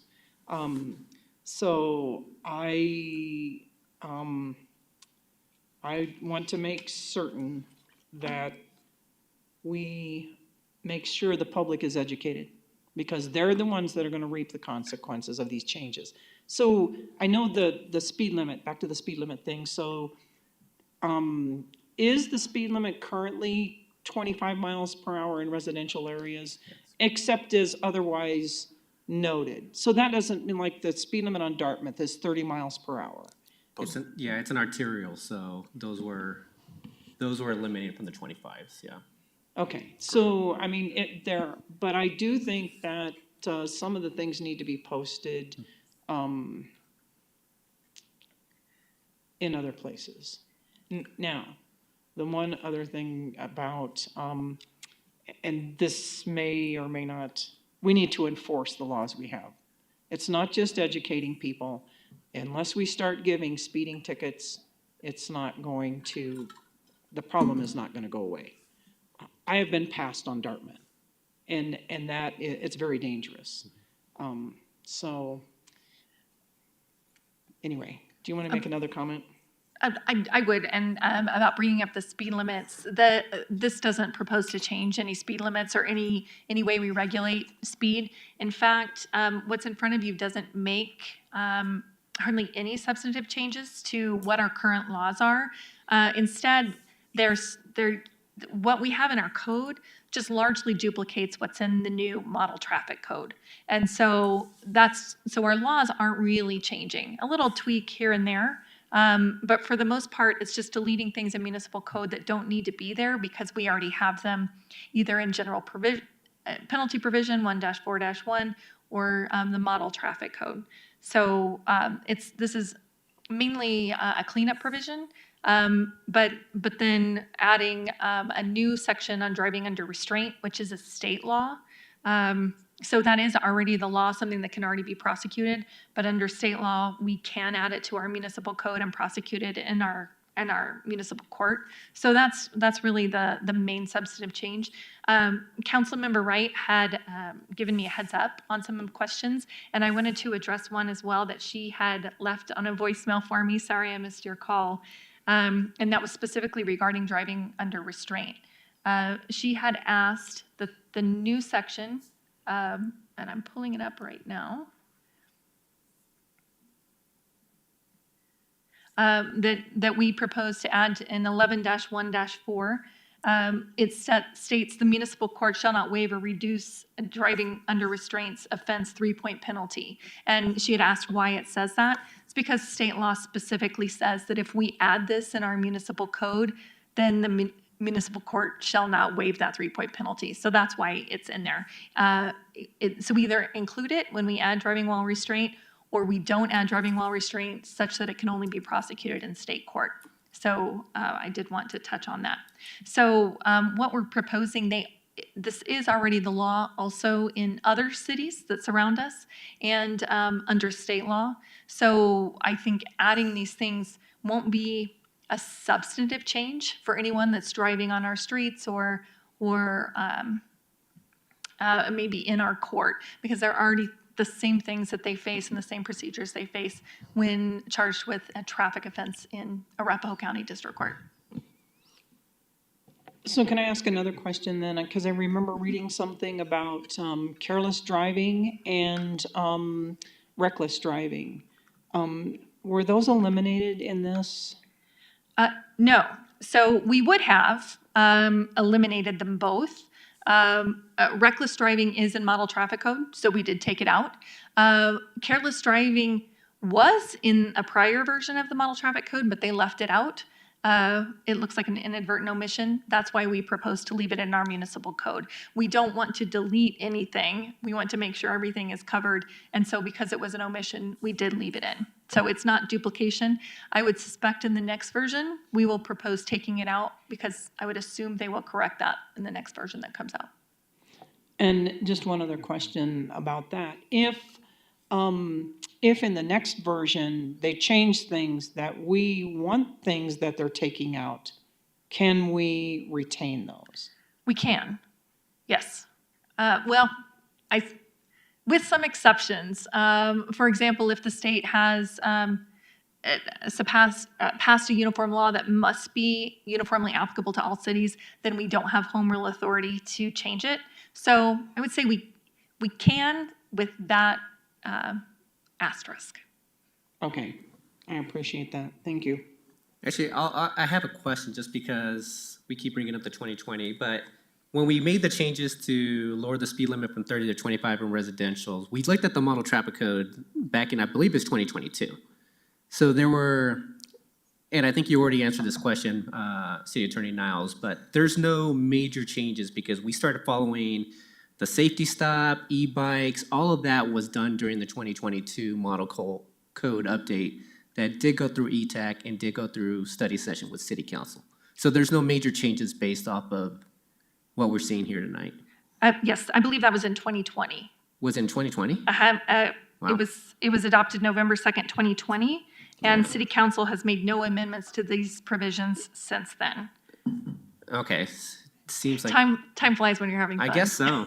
I guess so. I didn't think it was that far back. I remember having in-person meetings to discuss it, so must have been 2019, 2020, and that, okay, so. And then.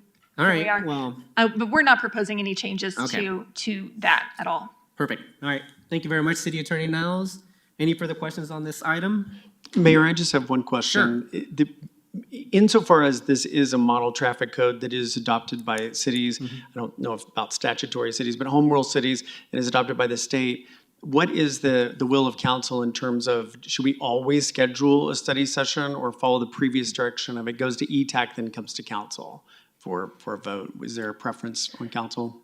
I'll weigh in first, and then I'll let other members of council weigh in as well. My preference would be to still go through ETAC. If there's any substantiated changes to the model traffic code, I think members of council should weigh in. I think the point that member Russell talked about in terms of what the cost may be to the city in terms of signage or any type of changes, if that is a large amount, then I do think that probably should come in front of council in form of a study session, but that would be my kind of barometer, is like how many changes are gonna be made as part of the traffic code? Anyone else? Go ahead, Member Wright. I think a study session's informative. It's informative to the people. It's informative to us, especially if you have a new council coming on. I don't think it hurts personally. I probably could continue with questions, but for the time for all of us and stuff, I'm not gonna continue. So I just think it's good to be informed. Like I said, I was looking up a lot of these codes on my own, trying to find them and figure them out. I'm not an attorney and I don't try to act like one, so if we had a study session, I could be asking exactly what these laws are and, have a professional there to explain them to us. Thank you, Member Wright. Mayor Pro Tem.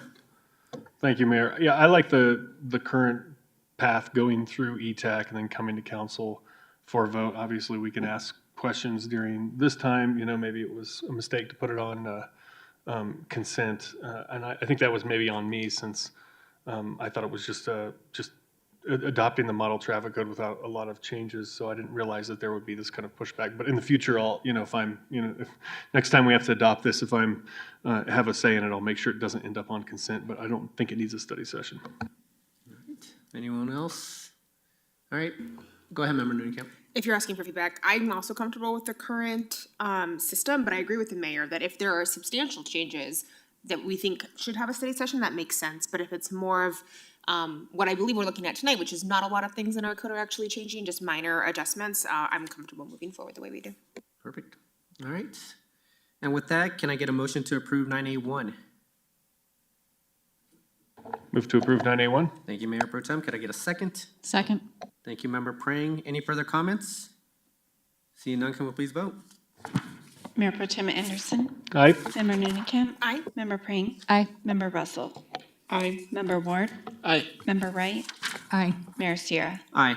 Let the record show 7 ayes. Thank you. Thank you very much, City Attorney. No public hearing items for tonight. Moving on to 11A1. This is CB1, ordinance providing for impound forfeiture of vehicles used in organized drag racing events. City Attorney Niles, you're up again. Yes, thank you.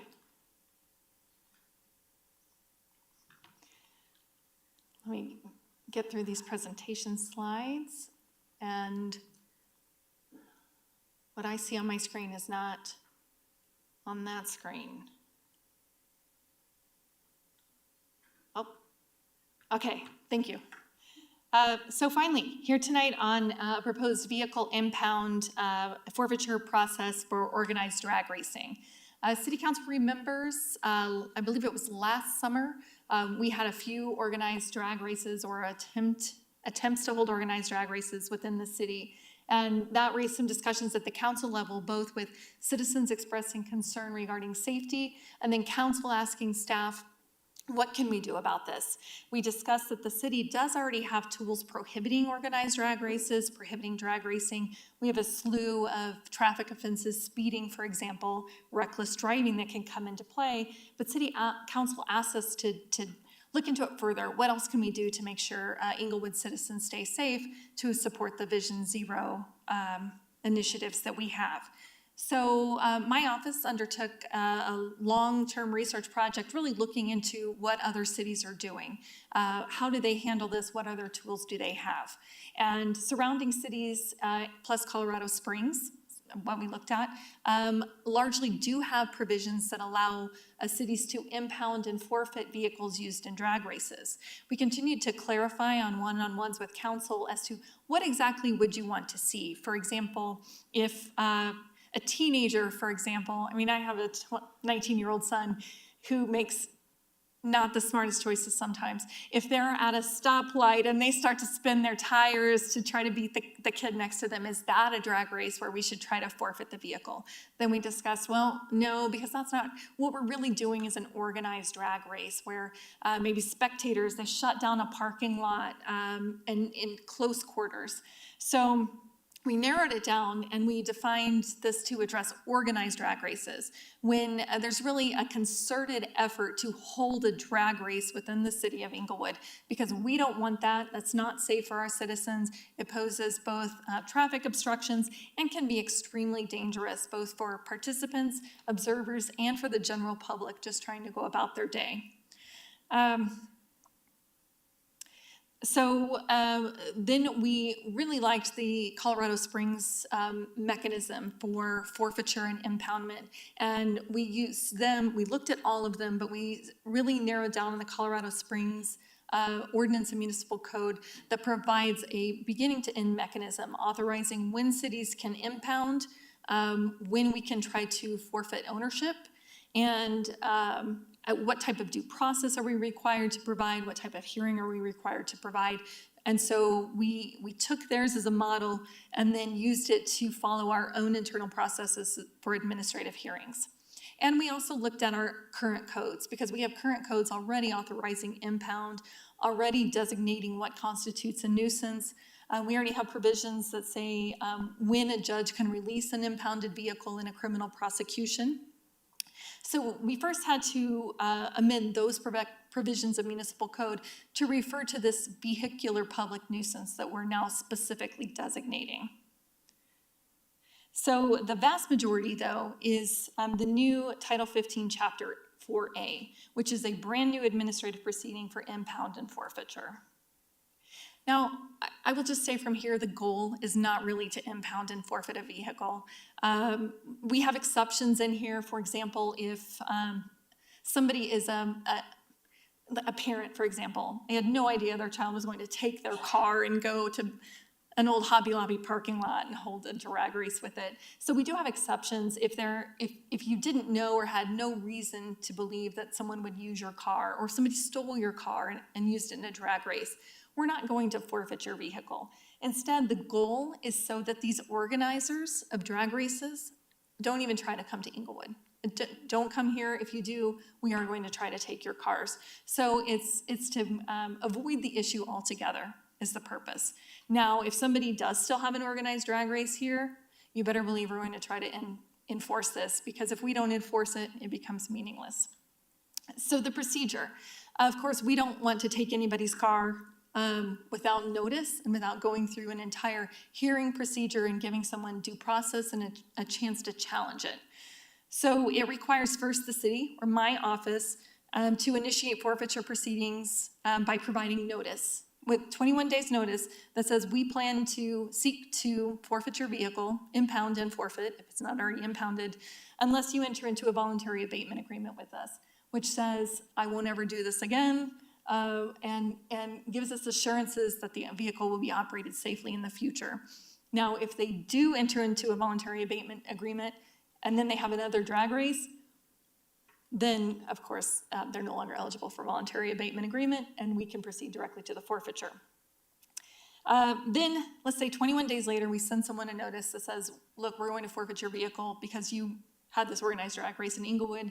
We have it on camera, police chased you, whatever evidence we have, we'll include it.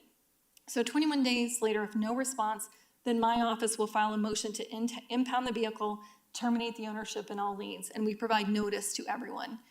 The operator of the vehicle, the owner of the vehicle, anyone that has a lien on the vehicle, and then they have an opportunity to fight it. If they can prove that they are an innocent party, then that changes the story definitely, like that parent that had no idea their adult child would take their car. But we have an independent hearing process already for administrative procedures, so it would follow that same process. The city manager's designee would appoint an independent hearing officer. Of course, city council designated our independent hearing officers recently, so it would be someone that's authorized to serve in that role as city council approved. Then the hearing officer issues an order authorizing impound if it's not already impounded. I anticipate more than likely if we do this, we have already impounded the vehicle during some sort of traffic stop, but not necessarily. We may have an order authorizing us to impound it. Then owners and lien holders have 28 days to respond to the initiation of the forfeiture procedure. If they don't respond, the vehicle is deemed abandoned, but if they do respond, they can request return of the vehicle under certain circumstances, like they're that good faith parent owner and had no reason to believe their child would use this in a drag race. We can enter into a joint agreement to ensure the vehicle is not used in this manner again. And otherwise, we can have a final hearing on the merits, which would be a trial in front of the independent hearing officer where we have to establish that the vehicle constitutes a public nuisance within the city of Englewood. The independent hearing officer would then have authority to order the vehicle forfeited, potentially provide other remedies, and they can award costs as well. And again, I want to reiterate that the goal is not to go through this procedure. The goal of this entire code is to discourage anyone from holding such drag races within the city of Englewood to protect our law-abiding citizens. Now, there could be a criminal prosecution of the driver. As I mentioned to begin with, we already have prohibitions on drag racing and reckless driving and speeding. So we anticipate that more than likely there is a criminal proceeding as well for violation of our traffic laws that proceeds independently through court. There are limitations on this. So if the vehicle cannot be found within Englewood, it cannot be impounded. So we would have an order of impound. We could possibly have an order of forfeiture, but we can't enforce it if we can't locate the vehicle. A limitation also if a vehicle is used in an organized drag race and it cannot be identified. We do have cameras around the community, but possibly they don't have a license plate up or we cannot identify the vehicle. That would also be a limitation. But the ordinance would still create a deterrent not to schedule these organized races in Englewood. Okay, the ordinance is long, and I very much just hit the highlights. It's very long because we want to ensure protection of due process. So we had all these very detailed procedures on impound and forfeiture, but I've hit the highlights, and I would welcome your questions. Thank you very much, City Attorney Niles. We'll start on my right. Member Noonan-Kemp, do you want to begin? I do, but Member Ward was before me. Well, I didn't see the lights, so if you wanted to start with, if you want to start Member Ward, I'm fine with that as well, so. I have a few questions. The first, we got some feedback from the public, and I actually have this question as well. Why do we have a spectator requirement? What is the purpose of that? It's because of those two kids at a red stoplight just making poor decisions. Because we already have reckless driving is against the law, exhibition of speed is already against the law, but people drive fast all the time. And do we want to forfeit their vehicle because two vehicles were spinning their tires at a red light? So that's why we added the spectator requirement, because that makes it an organized drag race. That means they're blocking streets, they're blocking parking lots. It's not just. I keep thinking that I keep seeing my son at a red light and thinking that he makes poor decisions. And I know I don't think we're trying to target. Now, as far as I know, he's never done this. I hope he's not watching this, but backpedal. But I see the teenager that makes poor decisions, and that's not who we're trying to target here. We're trying to target people that are going around the metro to schedule organized races that can get out of control and that create a traffic hazard in and of themselves. It's not just the driving. Right, I get that. The concern is we might face an argument where we have 25 or 30 cars, but no quote-unquote spectators. There's nobody standing on the side of the road. Maybe they're all driving in a parade and they're doing 100 miles an hour down Broadway. These are all risky behaviors that we want to stamp out, and we want to stamp them out harshly as quickly as possible, or at least that's my goal here. Don't come to my city if you plan on engaging in these types of shenanigans. I was a teenager once, and even in my adult years, I'm occasionally prone to poor judgment. So I understand that particular argument, and I think that would be left personally to the authority of the officer responding. Because there's such a subjective element to what is actually the type of behavior that we're trying to stop and what the risk is and who's involved and what a spectator is. I want to make sure that we have something that's solid enough to allow civil forfeiture where appropriate, but also soft enough to allow some leeway as to whether or not we choose to walk down that path or who gets captured. I appreciate the elements for an innocent property owner being able to file and go through the process to obtain their car. I think that's good. The other question I had was related to, there's a reference that you made to if the vehicle is located outside the city, we can't get it. And my question is, how does a writ of forfeiture that the city would obtain differ from something like a writ of foreclosure or repossession that a creditor would obtain? It doesn't matter what state they're in if they're repossessing a car. They send a tow truck and they go and they hook the car up and they take it. The difference there is that those orders are issued through a district court, which is a state court. So it's a statewide jurisdiction. Our jurisdiction is limited to the city of Englewood. Now, could we potentially get a state court order that authorizes us to leave our jurisdiction and to go get another car outside of the jurisdiction? Potentially. That is something that I would want to proceed very carefully because our jurisdiction is limited to this city. Just like if we condemn a property, it's only properties within the city of Englewood. Right, but if somebody committed a property crime in our city that resulted in some sort of fine and they chose not to pay it, we could potentially lien property that they owned even if it was outside the city. Yes, that's true.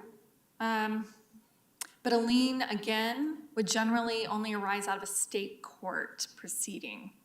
Not every time. For example, we do have arrest warrants issued in municipal court, but that is a judge that issues that order that then sheriffs from other counties sometimes will honor, sometimes not, but definitely Arapahoe County will honor it depending on what the offense is. So yes, I will say if I get an order of impound from an administrative hearing officer and it's outside of the city, I will take every step that I can to go get that car. But we may be limited. We may have to go to district court for enforcement. But my office will enforce whatever the law is, whatever city council adopts, and we will take every step necessary to enforce it. Okay, I have some further comments, but I'll defer to my fellow council members. Thank you, Member Ward. Member Ninkamp. Thank you for the presentation and for all of the hard work on this. I know this has been a difficult thing we've been trying to deal with here in the city. I have a few questions. You said that this is based off the Colorado Springs Code. Did you also do research into how they've enforced it and if they've ever actually gone through with the forfeiture? No, well, so our intern did it, so I can't for sure tell you if they followed that. I am not aware of any cities, the success that they have met in enforcing these. So we don't know if this actually has deterred this in other cities, this? No, I don't have actual numbers on that. I have seen articles, newspaper articles, talking about the deterrent effect of these types of ordinances, but I can't give you actual numbers, no. Okay. And what I like about this is the severity, that we mean business, because we've been having a hard time dealing with this. What gives me pause is just the implications of the government seizing private property. What other enforcement mechanisms, or not enforcement, I'm sorry, what other codes did you look at, ordinances did you look at besides this one, when you said we were doing the research? Well, we largely looked at what we already had, because we already have relatively large number of criminal avenues we can take, including reckless driving, which is a serious offense. Of course, speeding. So there are a large number of, traffic misdemeanors that we can use, as well as traffic infractions. So we largely worked with PD on, okay, what tools do you have in your arsenal right now, and are those sufficient? Those are sufficient to prosecute the drivers, but it doesn't then address the overall drag race aspect of it, in that it blocks parking lots and becomes, the event itself becomes a traffic hazard. Well, that's helpful, because it gets to my final question, which is the biggest kind of question mark I still have, is how, if you can walk me through the actual enforcement kind of timeline of how this would work. Because in the past, what we have heard from PD is when 2 officers show up to a drag race event of 100 people, my question is, well, why aren't you ticketing every single one of them? And they're talking about, obviously, the safety of the officers. They don't want to start a bad situation. How would this be any different? Are we also collecting license plates in the moment, and then we're filing this after the fact? Are we still ticketing in addition to this mechanism? Help me understand why the actual enforcement in the moment is better with this ordinance than what we have currently. So enforcement in the moment, the only difference that we can do than what we do now is impound the vehicle. This would authorize us to impound at the scene of an organized drag race. Currently, we don't define this as a public nuisance, and we don't have impound authorization for the most part. Some severe reckless driving, we could, especially if there was an accident involved. But so this would authorize us to impound at the moment simply because a vehicle was used in an organized drag race. But as you point out, when there are scattering, a police officer can only stop 1 car at a time. And when there's cars everywhere, sometimes they can't even do that. So what I would anticipate is when it's that chaos moment, everyone going, we have car cams, we have body cams, and it's recording all the vehicles and all of their license plates. So then it would be work on my office, working with the police department to identify the vehicles, to identify the owners, and that would take some time if they're not able to effectuate a traffic stop at the scene, which sometimes in that chaos, all they can do is record. So then after that, once we identify, then we would start this process, the 21-day notice, and then the filing the action, the 21 days to respond. And do you know if we are doing that currently under our current code law against drag racing? Are we capturing license plates and issuing tickets after the fact, or do we have to issue them on scene? We don't have to issue them on scene, no. As far as I know, we haven't had an organized drag race since last summer. I haven't been aware of one. And I'm not sure how much we were able to capture on scene. If the police don't need my assistance, which they largely don't on criminal cases, then they just do it. They would just write the citations and send them through district or municipal court, depending on whether municipal court has jurisdiction or not. Okay, that's all for now. Thank you. Mayor Pro Tem. Thank you, Mayor, and thank you, City Attorney Niles, for the work on this. I have a number of questions. I'll just maybe start with a few of them here. I wanted to ask along the lines of what Member Ward was, but maybe with a slightly opposite concern on the definition of an organized drag race. Suppose you did have a couple of teenagers at a stoplight, each of them had a passenger. Could those passengers be considered spectators? Potentially, yes.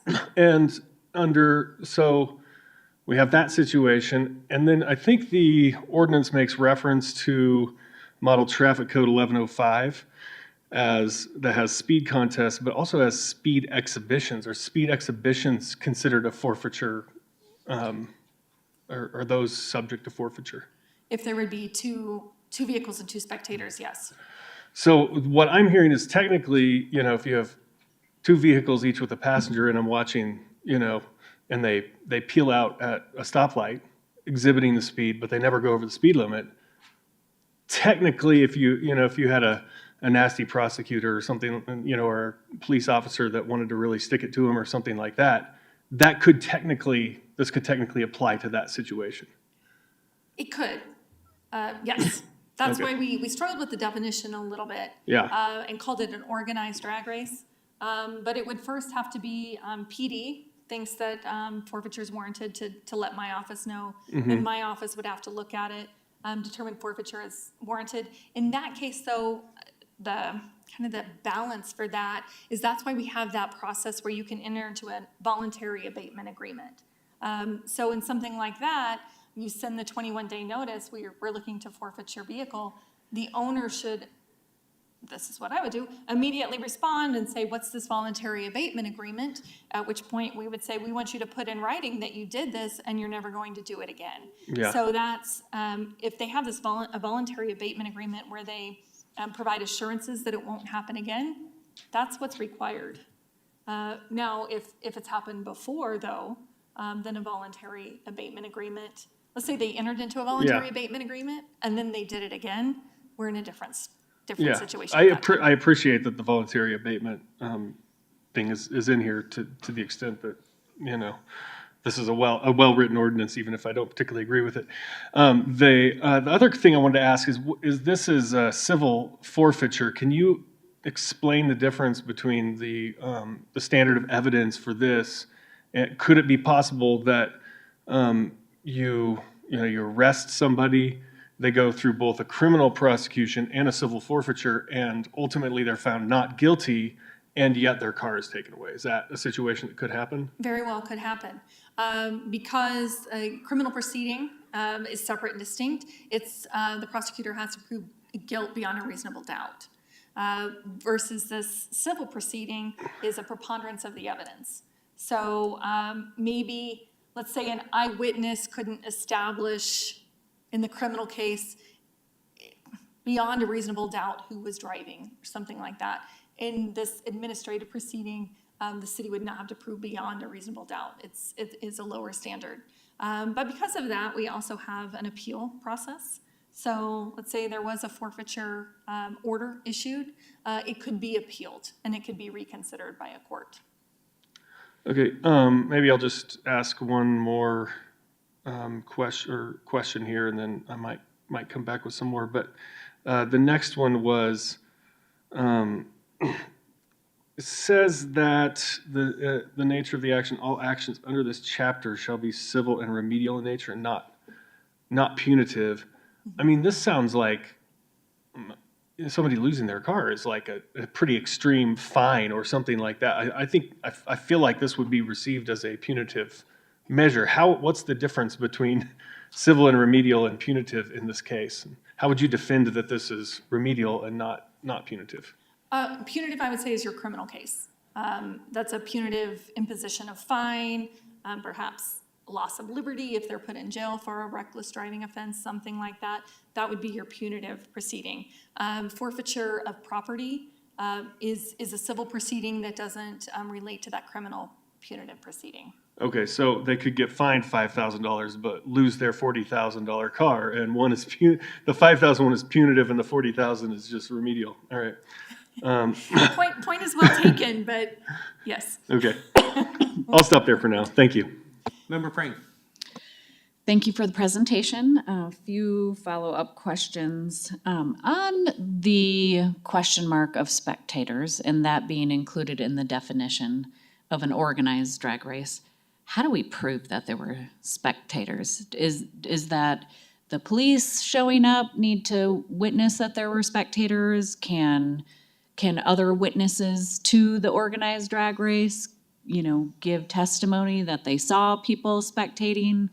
How does that get defined? Yes, all of those things. It would be the job of my office to find evidence to establish beyond a preponderance of the evidence that there were at least 2 spectators. We can use that by eyewitness testimony, video. If there's a ring cam nearby, we could establish there were people watching. Police contact, all of the things you mentioned. But generally, I would think we could most likely prove it with video evidence and eyewitness testimony. Okay, thank you.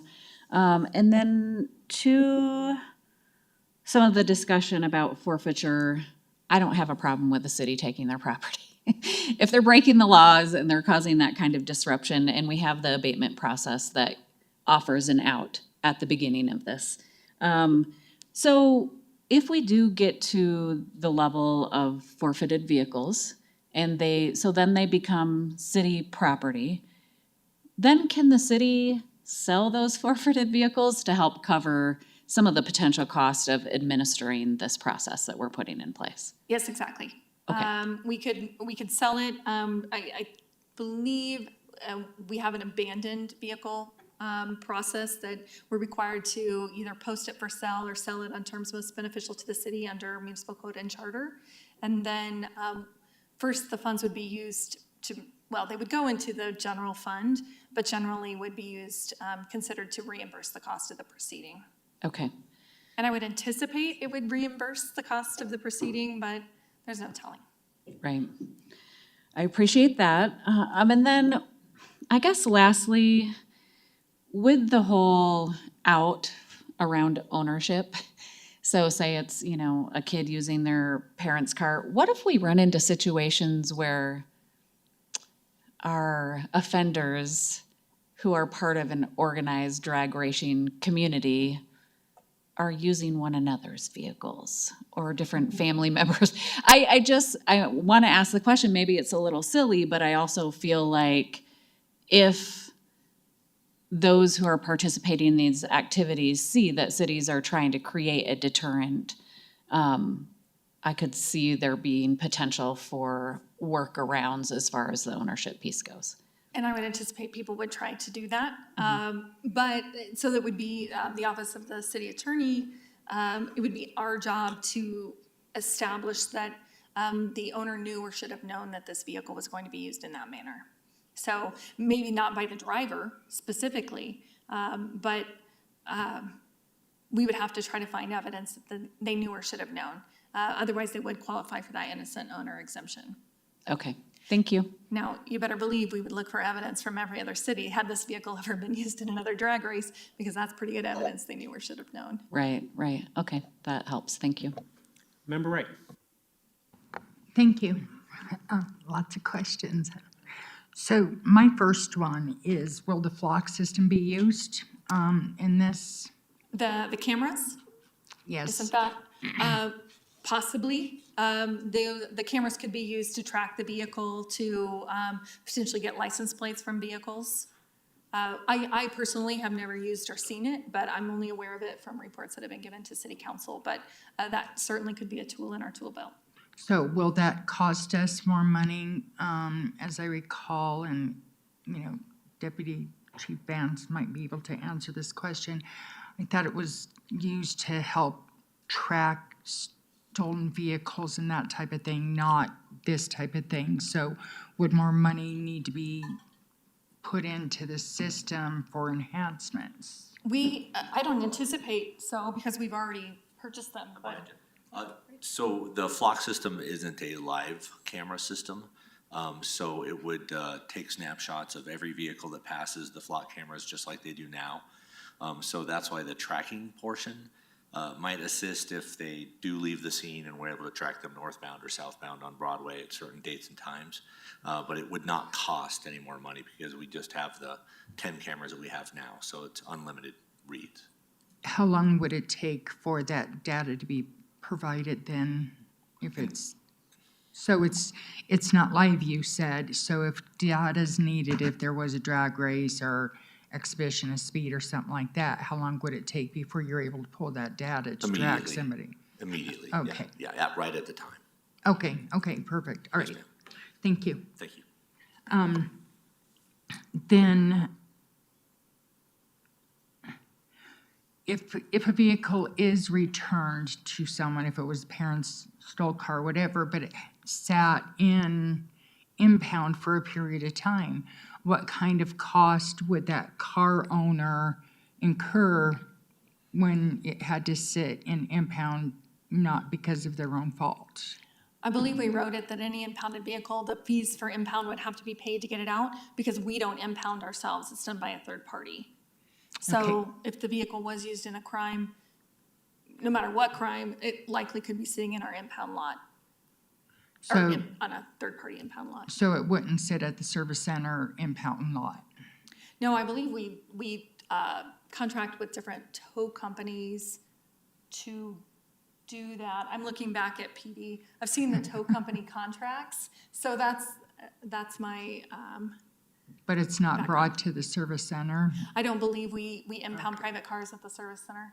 Okay, No, Public Works Director is shaking his head no. Right, I think okay. those are all our cars at the service okay. center. So victims of a car theft or whatever, going through this process, if they the car sat there for a month or whatever, would almost be victimized again and have to pay those fees. Well, generally, if a car has been stolen, we've been notified.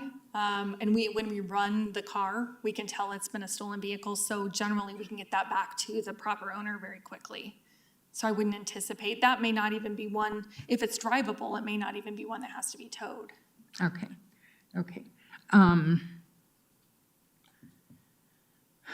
Okay, a lot of the questions have been asked. Here's a question I have. At some point, you said someone could be criminally charged. And I thought I had my pocket constitution book with me. Bless you. If someone is going to have a hearing, has lost their car, and they've been criminally charged, could they potentially have to make a choice to not testify at their hearing to get their vehicle and take Fifth Amendment and not testify because whatever they say at a hearing could be used against them in the criminal proceedings? So I think to some degree, what could happen, we could be violating someone's constitutional rights. So they don't have an obligation to testify, either criminal, potentially, I suppose they could be subpoenaed to testify in a civil proceeding. However, that with consultation with their defense attorney, if it were me, I was in that circumstance, I would probably demand speedy trial in my criminal case and get it over before the civil case happens, just if I wanted to testify in the civil case and didn't want that to be used against me. However, criminal court may or may not accept evidence of testimony in an administrative proceeding because it's not before a judge. Generally, though, they would be under oath and agree to testify truly and faithfully. Right, but it could potentially put them between a rock and a hard spot of getting their car and not getting impound fees possibly, and testifying during that impound hearing, or waiting until after speedy trial or not on criminal case. So that wouldn't be violating their constitutional rights in any way. That would be up to them to make those choices for themselves after consultation with their own attorney. But us holding an administrative proceeding and their decision whether or not to testify in it does not violate their constitutional rights. Because that constitutional right only applies to a criminal proceeding, the right not to incriminate yourself. But what they say at a hearing could be used against them based on what they're saying, correct? Possibly, but possibly not. It depends on the proceeding, the safeguards. Again, if it's after the criminal case, then it would matter. Generally. Correct. So, okay, I'll let someone else ask some questions. All right, we're going to go back to Member Ward. Is it possible to tie the civil forfeiture to a criminal conviction so that we're not actively punishing people who haven't been convicted of a crime? Yes, we could. I would like to do that. The reason we didn't, we considered it, because a lot of cases aren't criminally prosecuted for some reason. Perhaps they can't meet the beyond a reasonable doubt standard. So it could be, though, that maybe a criminal case is dismissed because they agreed to testify against something else and something completely unrelated. We also, a criminal case can be sometimes dragged out for a long time if the defendant wants. They do have a speedy trial right, but sometimes they have the right to continue for an extended period of time. We didn't want that delay to mean that this car was sitting in our impound lot accruing all these impound fees to a third party. So yes, we definitely can, but we considered it and we didn't, but if council wants to change that, we certainly can. I think that last scenario is the one that concerns me the most, sitting in an impound lot. I'm not sure why we couldn't use the service center for this particular function. I've seen my tour of the service center, there was probably 50 vehicles parked in a pin there at the service center. Yeah, good evening, council again. Member Ward, to your question, the service center could absolutely be used for that. There are vehicles currently stored there that we have to keep for long-term evidence and things of that nature. And we are working with PD on a more secured location for some of that. So, yeah, it absolutely is something that we could look at doing for sure. If it became a high volume, we would have to reevaluate and try and figure out possible other alternatives. Right, I'll leave that as an administrative function for the manager's office, a problem for him to solve, but that would be my preference rather than accumulating fees that the city might be liable to pay using our own space that is already available to us as a safe keeping location. And that way we wouldn't have to worry about how long it would take. And that would be the defendant's choice. If the defendant wanted to avail themselves of the right to the speedy trial, they could do that. And the forfeiture matter and the criminal matter would be solved as quickly as the defendant wanted to go. And if they chose to drag it out, then they could do so without a car. And Mayor, just for the public's benefit and the rest of council, the vehicles that Member Ward mentioned, there are vehicles out there. They are all, the ones that are private vehicles that are stored there are all related to cases, and they are being held there for evidentiary purposes. So they have not been forfeited per se. So just want to make sure the public knows that. And Yeah, thanks for that clarification. A scenario which is remarkably similar to the one that I'm posing. My office is developing a risk management program, and I'm envisioning hail claims for people's cars that we had in our uncovered service center. But just be prepared for that. And I ask for payment. I suppose that would be an ironic twist of fate. Thank you. Mayor Pro Tem. Following up on Member Ward's idea of connecting it to the criminal trial, is what you're suggesting on that? It would still be a civil and a criminal thing? Those two would just be tied together based on whether they were convicted, or would it be a criminal forfeiture, then become a punishment for the crime? How I understood it was it would stay a civil proceeding, but the standard would be if they were convicted of an underlying offense, then forfeiture would be an option. Is it possible though to do it as a criminal to allow this to be one of the options for criminal punishment? It would require a complete overhaul because then it would shift it all over to municipal court. Okay. Which we can do. It would just take some time in working with municipal court. Who may not, I don't know if the judge would appreciate that. We would certainly talk to the judge. I would much rather have it be connected to the criminal trial, but one concern I have with that is, and I don't know if you came across this maybe is a recent Supreme Court case related to civil forfeiture that was this year, and you may have done most of your work on this before this one came out, but it was all about a timely forfeiture hearing, Trolley versus Marshall. And I don't know what the timeline was, but one of the Supreme Court said a requirement was a timely forfeiture hearing. If it's tied to the criminal case and they drag out the criminal case, we might run afoul of the requirement for a timely forfeiture hearing. Is that a possibility? Yes, it certainly could be. And that was one of the reasons that we initially rejected tying it to a criminal case and having it proceed completely separate. Because the criminal case timelines are completely different. Again, there's a speedy trial component, but largely due to witnesses, or if it's a very complex case, it can last longer. It's not something we can control. Yeah, and one of the things I like about this is the consolation, at least, is that you have a very quick timeline in terms of the forfeiture with the 21 days, and they have 28 days and all of that. I think it's good to spell all of that out.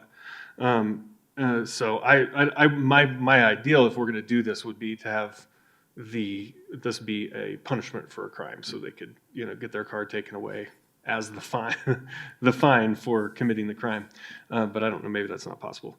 There was one other thing I wanted to ask about. Oh, on the non-involved owner, I wanted to make sure I'm understanding this right. In the ordinance it said they must admit that the subject vehicle constitutes a vehicular public nuisance. Explain that to me. Why does if the non-involved owner, how do they even know whether it was used as a public nuisance or not? Because if it happens again, then we can prove that they knew that the vehicle had been used as a public nuisance in the past and they should have never allowed it to be used again. That's why. It's a documentary record for us to use if it happens again. But if they weren't there and they didn't, I mean, you're asking them to admit to something that they wouldn't particularly know for sure. That's the accusation that's on the table, and you're asking them to agree to that. Yeah, but we would say, we'll give you the car back right now. And we'll show you what the evidence was, we'll show you these videos. We're asking you to admit that it was a public nuisance. There's nothing's going to happen to it. Just make sure that you don't allow it to be used again. All right, thank you. Member Nunekamp. Can you remind me about our current penalties for drag racing? I believe it's a 12-point ticket on your license, and what's the fee or the fine? That is completely out of my realm of expertise. I'm not sure. Our current municipal code allows the judge to impose fines up to $3,650, I believe. And so there's not a standard set fine? No, that we had proposed a standard fine and fee schedule for all offenses, but the court didn't adopt it. So the judge has discretion to award, or to, not award, impose. And there's nothing we can do within code around strengthening fines for drag racing before we go to civil forfeiture? Feels like a big jump from where we are now to then seizing the vehicle. There's nothing in between that you feel like is sufficient? We did not identify other steps because we've adopted all of the criminal offenses that have been identified around the state. So then we went to this civil forfeiture. I mean, we could include provisions, for example, where they could maybe pay some sort of administrative fine in lieu of forfeiture on a first offense, something like that. But our goal isn't to get money, it's not to fine people, and it's really not to forfeit cars. It's to provide a deterrent for people from even doing this in Englewood. And so what's that deterrent for these organized drag races? Is it a $200 fee, perhaps? Or is it, if you do this, then we very well could try to forfeit your car and we could take it. So we were really looking for that massive deterrent effect for these big drag races. And I appreciate that. The challenge I'm having is that we don't have data to know that this is actually going to deter. I mean, Denver has the same policy. We're continuing to see these challenges across the Front Range. One of the main challenges that we continue to hear from PD is that when they do arrive on the scene, it scatters so quickly that they aren't even able to give tickets or capture identification information. If there are no license plates, I'm just trying to understand if this is going to do what we want it to do. And we're all in the situation of not having amazing options at our disposal, which is frustrating. I don't want to ask you to speak for them, but in your conversations with PD, can you characterize, do they support this ordinance? If what has your collaboration with them been like on this? No, it was some time ago. So it was before the current chief was in place, but it really didn't require more work on behalf of PD, and they didn't have any objection to it. Because it's my office that will carry the heavy load on this. So, but you do make good points. Personally, we can't tell if it will actually work either. And that's one of the reasons why it took us so long to bring it back, because we were trying to find some sort of objective data to support it and really say this is what will happen in Englewood, and we just couldn't find it. We just don't know. I fully understand and appreciate the thoroughness with which you've conducted it so far. Thank you. Member Russell. Thank you. And I thank you for all the work you've done on this, because I know there's a lot going on. I just have a couple of questions. For what current reasons is the police department currently allowed to seize vehicles? I'll have to get my computer. It's in municipal code.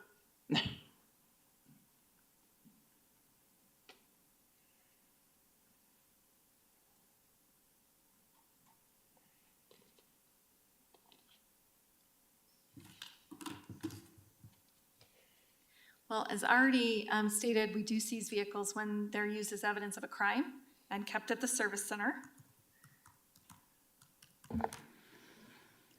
We also seize vehicles in response to a search warrant if there's a court order that authorizes us to impound or seize.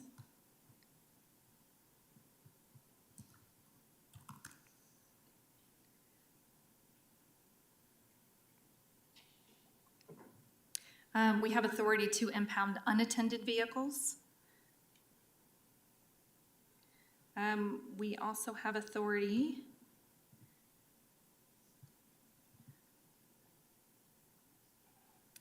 to impound vehicles that are left on, unattended vehicles left on any bridge, tunnel, or where it's an obstruction to traffic.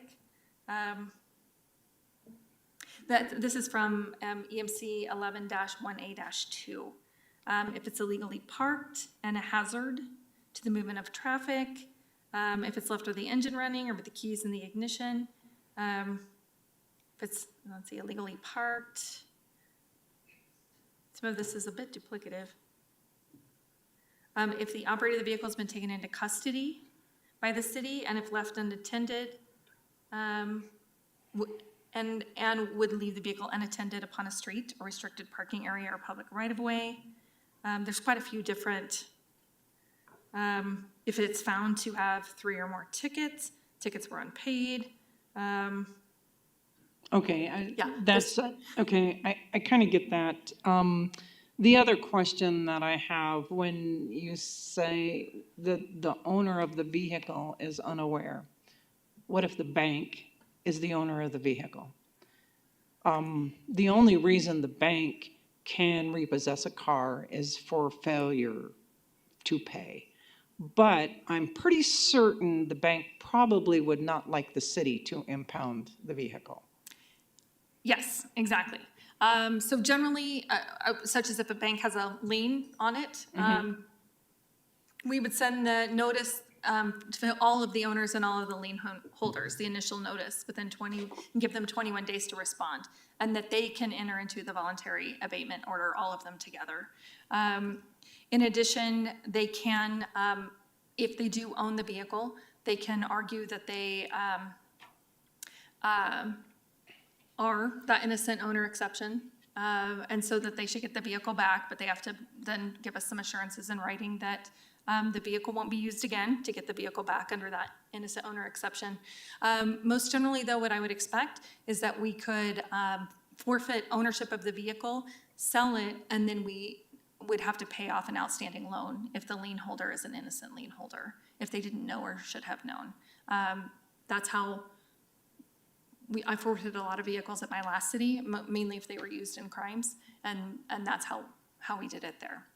That to me felt like also a very fair process, because we don't want to impact commerce as well. We don't want people to not get loans on cars in Englewood or something like that because this is an issue. So we would want to ensure that their rights are protected if they didn't know or should have known.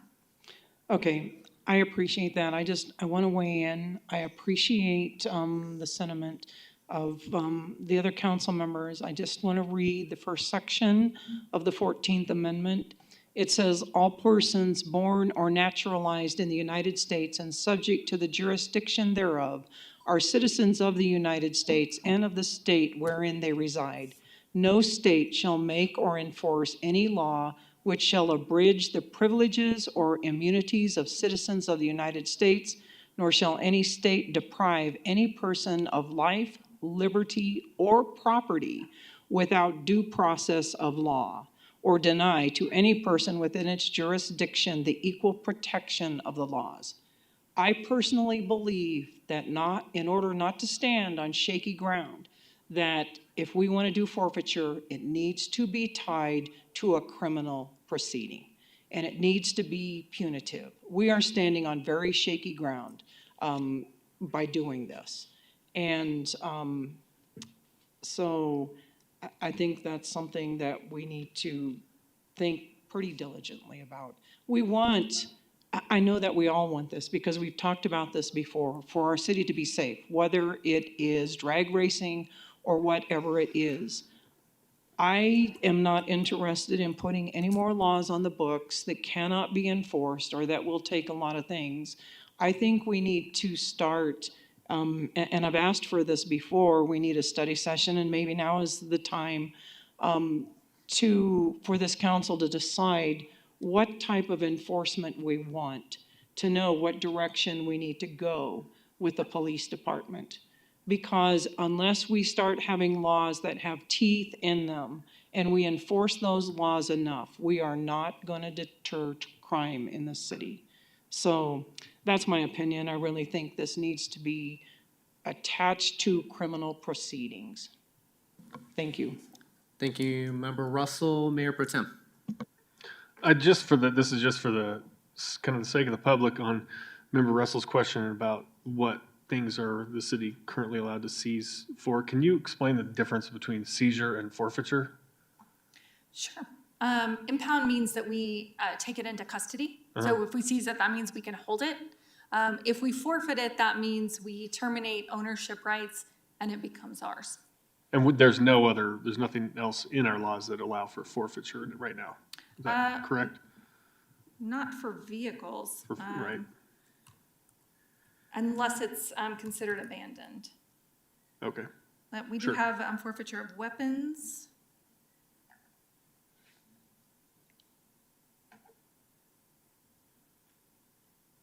Bond forfeitures. Okay. I was thinking specifically of vehicles, but that's interesting to know that there are other forfeiture clauses in our law. Appreciate it. All right, thank you. All right, any further questions for members of council? A lot of good discussion. So with no further questions, we do have CB1 here. I'm going to ask for a motion to approve CB1.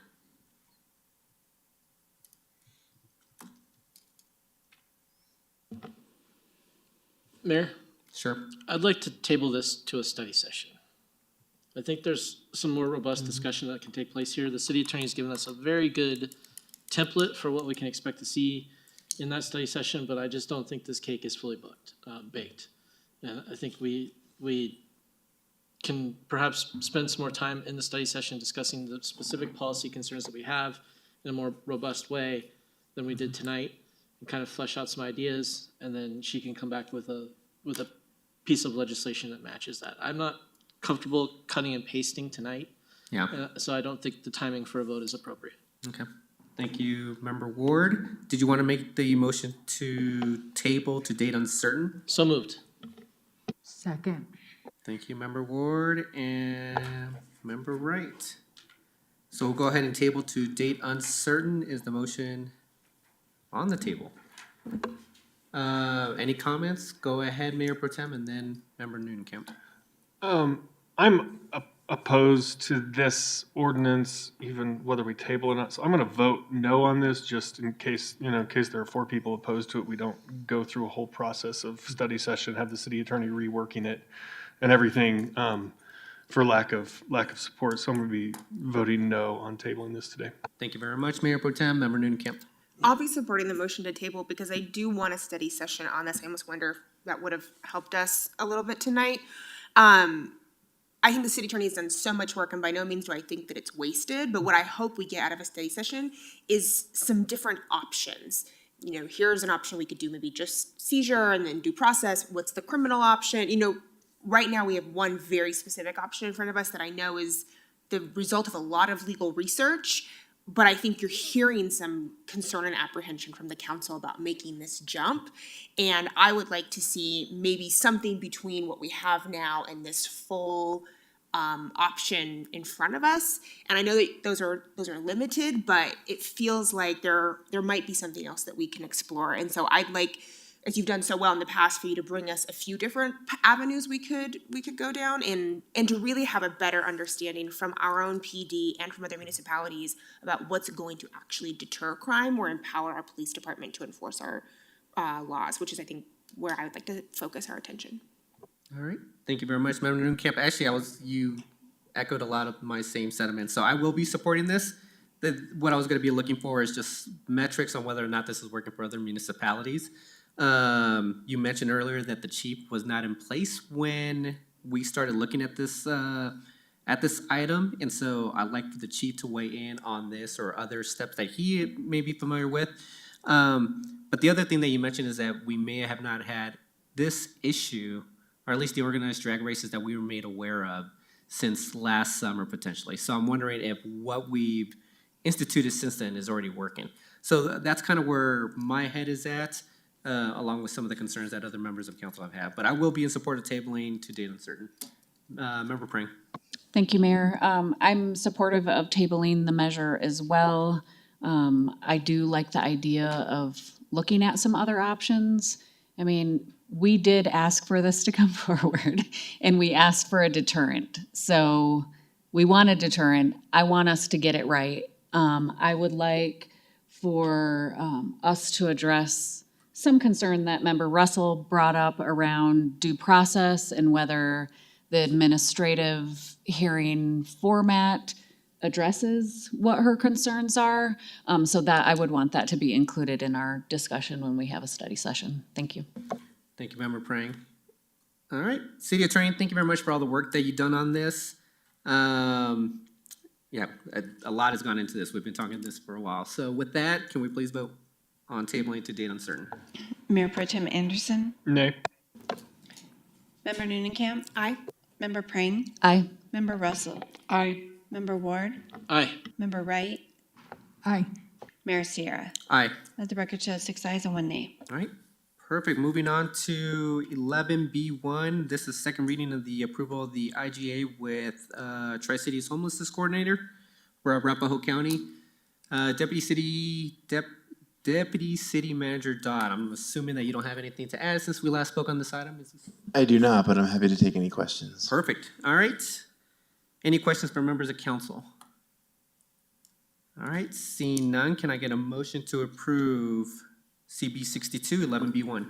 I move to approve CB 62. Thank you, Member Neunenkamp. Could I get a second? Second. Thank you, Member Prang. Any further comments from council? Member Russell. Thank you.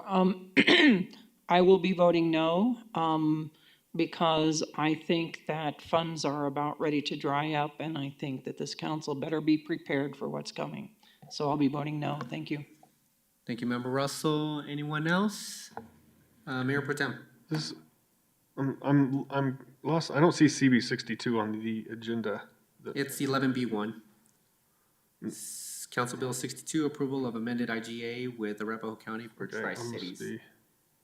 Do you all not have it, or? Okay, I have it too. What am I? Right Hang there. on just a second. Are you a victim of an early packet download? That's happened to me. Yeah? Hang on. Yeah, exactly. You get a new iPhone as well? Oh. Okay, I figured it out. I was looking at the consent agenda. My apologies. That's 9B1. All right. And with that, we have, yep, perfect. We have the motion, first, second, and can we please vote? Mayor Pro Tem Anderson. Aye. Member Neunenkamp. Aye. Member Prang. Aye. Member Russell. Nay. Member Ward. Aye. Member Wright. Nay. Mayor Sierra. Aye. Let the record show 5 ayes and 2 nays. All right, thank you. Moving on to 11C1. This is the Civic Center and City Center Property Management Security Services. I believe we have Director Rochelle. Good evening, Director. Good evening again, Mayor and Council. Let me get to the right slide here. Bear with me. All right, thank you for having us here today. So this is the contract for security services for City Center Property Management, formerly known as EAF, with Allied Security. This includes the Civic Center, the City Center property area, as well as doing tours around Bellevue and Malley and Rec Center with the vehicle that drives. We did do an RFP back in 2022 when we switched providers to Allied, and we did a supplemental with council shortly after the library incident in 2023. And so today we're requesting a contract with Allied for a little over $1 million, which includes approximately 4.23% increase over last year's approved contract amount. This does include converting the existing supervisor who's here with us today, his position, converting it to an account manager, which gives us dedicated supervisory access and quick response times. Right now, as a supervisor, multiple sites are being covered, and so the supervisor is not dedicated to the city. We can call them at any time, but they're not here all the time, and the decisions take longer because of that process and the multiple things that supervisor's overseeing other properties other than the city. So just a quick analysis. So Allied continues to provide professional services. Preliminary information that we've received from staff is that we see around a 60+% increase in staff sense of security. This is preliminary information that was just surveyed here at Civic Center. And Allied did respond to an RFP in 2022, the competitive bid. So the contract includes everything that we've had before: one full-time on-site account manager that's being converted from the supervisor to the account manager, one armed floating guard, 3 unarmed guards, and including weekend library hours, 3 guards, 24/7 city center patrol. So that's the vehicle that drives around. 1 armed guard for courts when they're open, and then 1 armed guard present during council meetings or any meeting where council chambers are used and we need the metal detector to be manned if PD is not manning that metal detector. Things like P and Z, for example. So just a summary of the 2023 contract in 2024. So that contract was $965,000. So with the increases, as mentioned previously, we're going to be a little bit over $1 million, and it's being split between Public Works, the City Center Property Management, again, former EAF property, and then Municipal Court also pays into the contract from a funding perspective. So in summary, we've had a good relationship with Allied. They've been very responsive to all our requests. We feel they've been doing a more than adequate job around City Center property. The requested contract does include that 4.23% increase and converting the supervisor to the account manager. And with that, I'm happy to take any questions. Thank you, Director Rochelle. Any questions from members of council? Mayor, if I could add to the presentation. Sure. When we had the scare with our building having residue from fentanyl and other drugs, was it fentanyl? Meth in our buildings.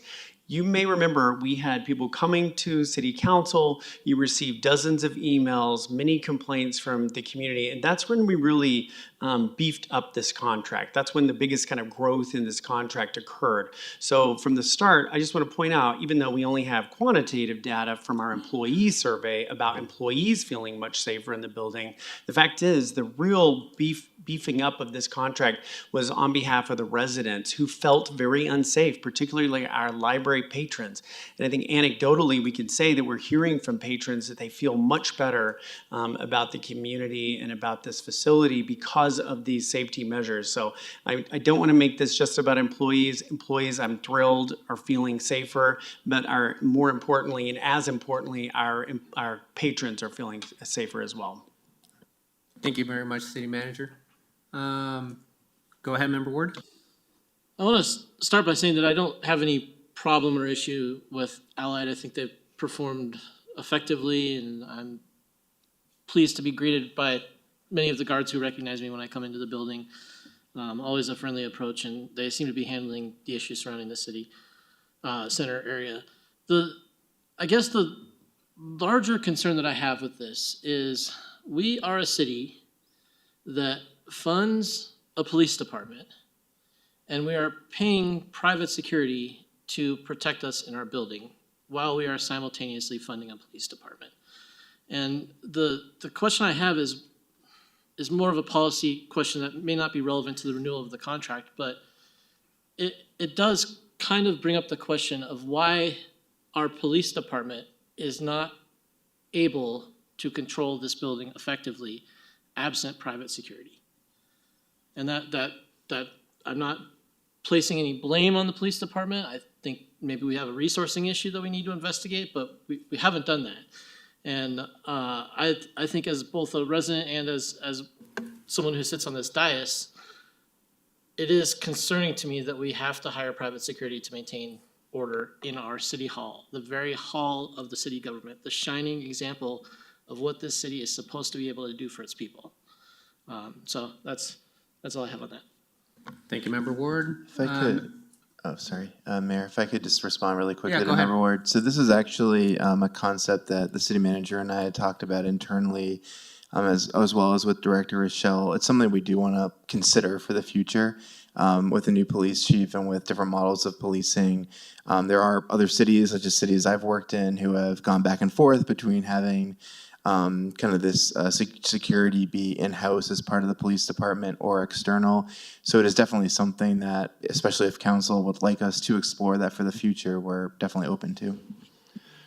And I think at the time that we discussed this previously, Chief Watson came and explained really the cost difference between a sworn officer and what an allied guard costs the taxpayer on a per-person basis. And that cost difference is substantial. And in addition, to those costs being much higher, if we didn't add staffing, which I'm sure you would, if you wanted us to add policing to this building, we would need to add staffing.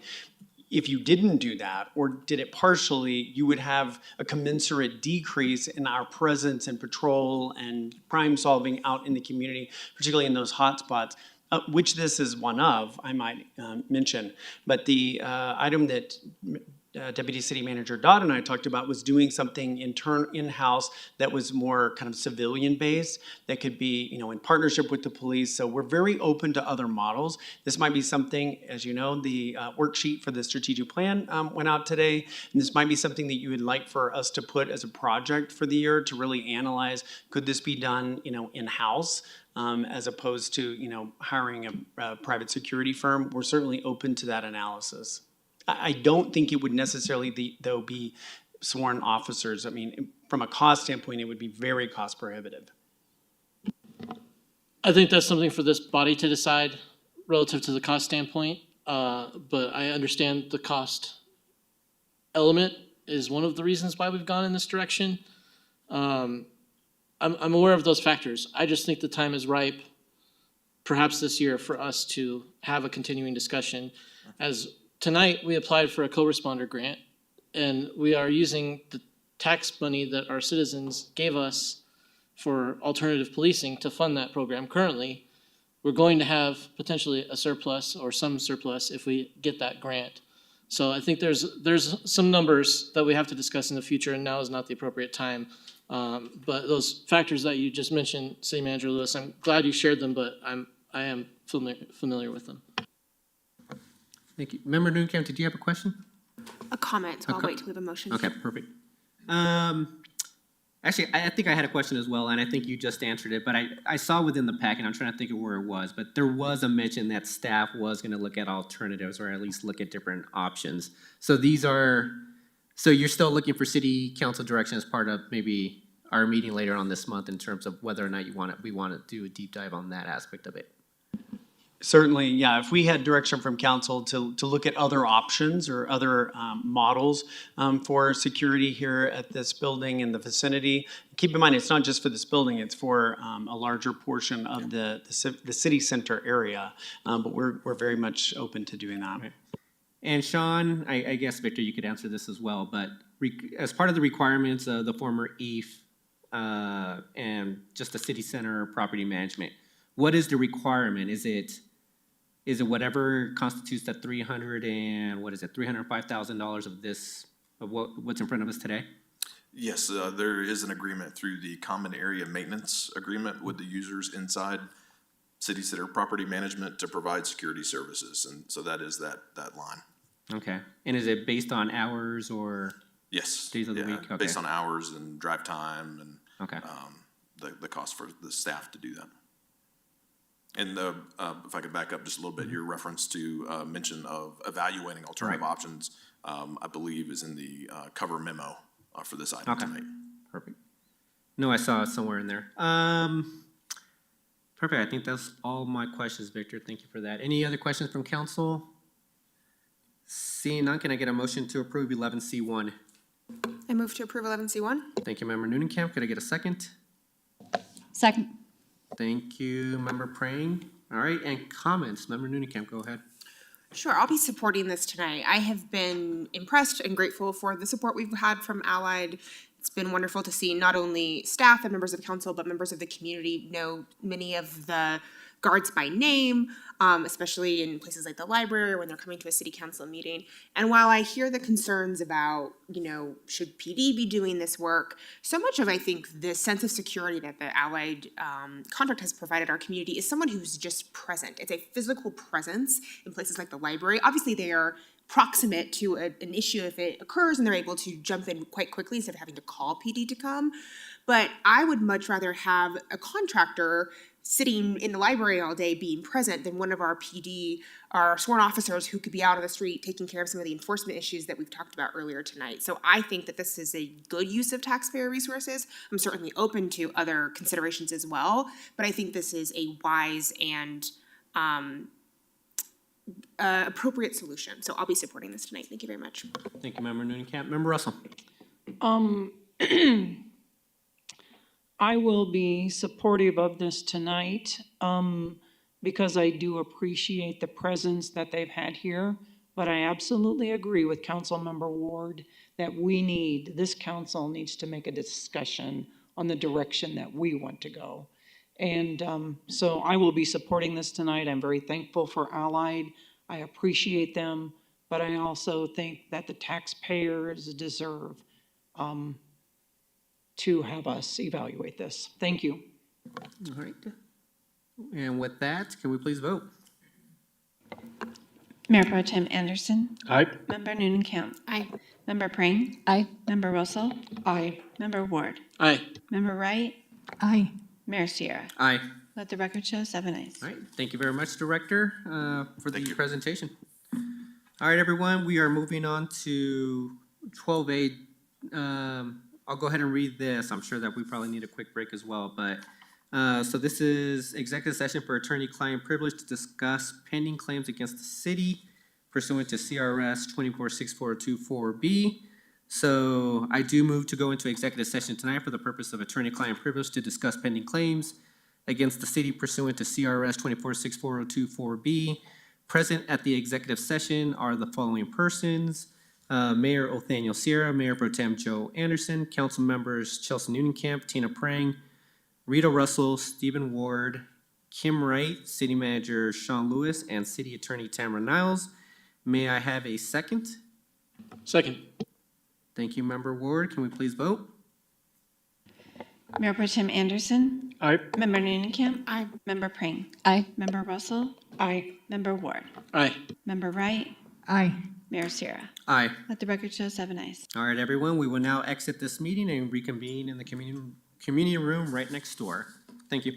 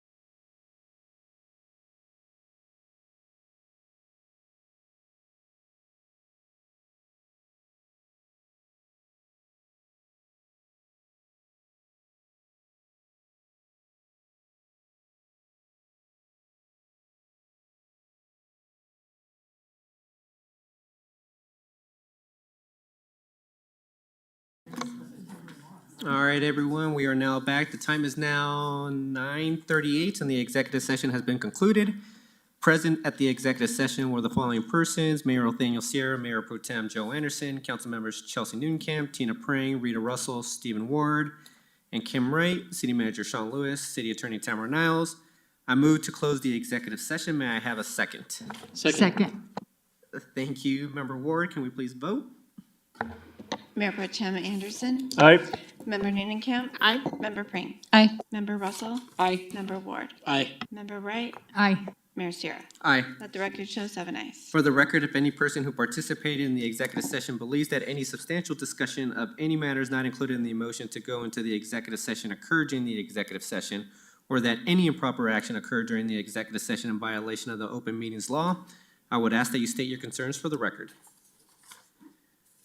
All right, everyone, we're just gonna move back to, general discussion and mayor's choice. Okay, so actually two things. I'll start with the one that's actually on the page.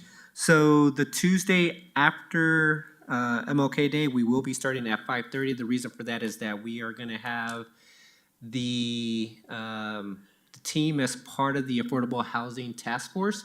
They're gonna be presenting at 5:30 to 7 just to give us a little bit more time for that. So that's gonna be the Tuesday after MLK Day.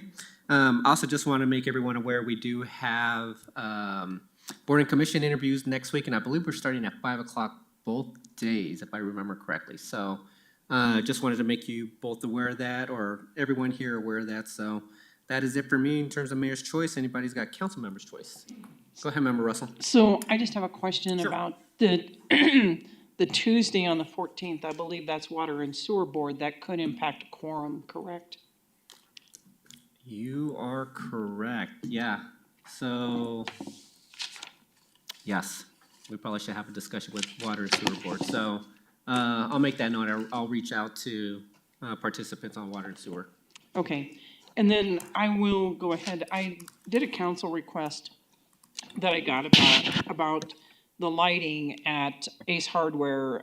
Ace Hardware put in new lighting a few months ago, and I received a call from a constituent on Sherman, 2 blocks away from the store, that has a problem with blinding light coming into her front window.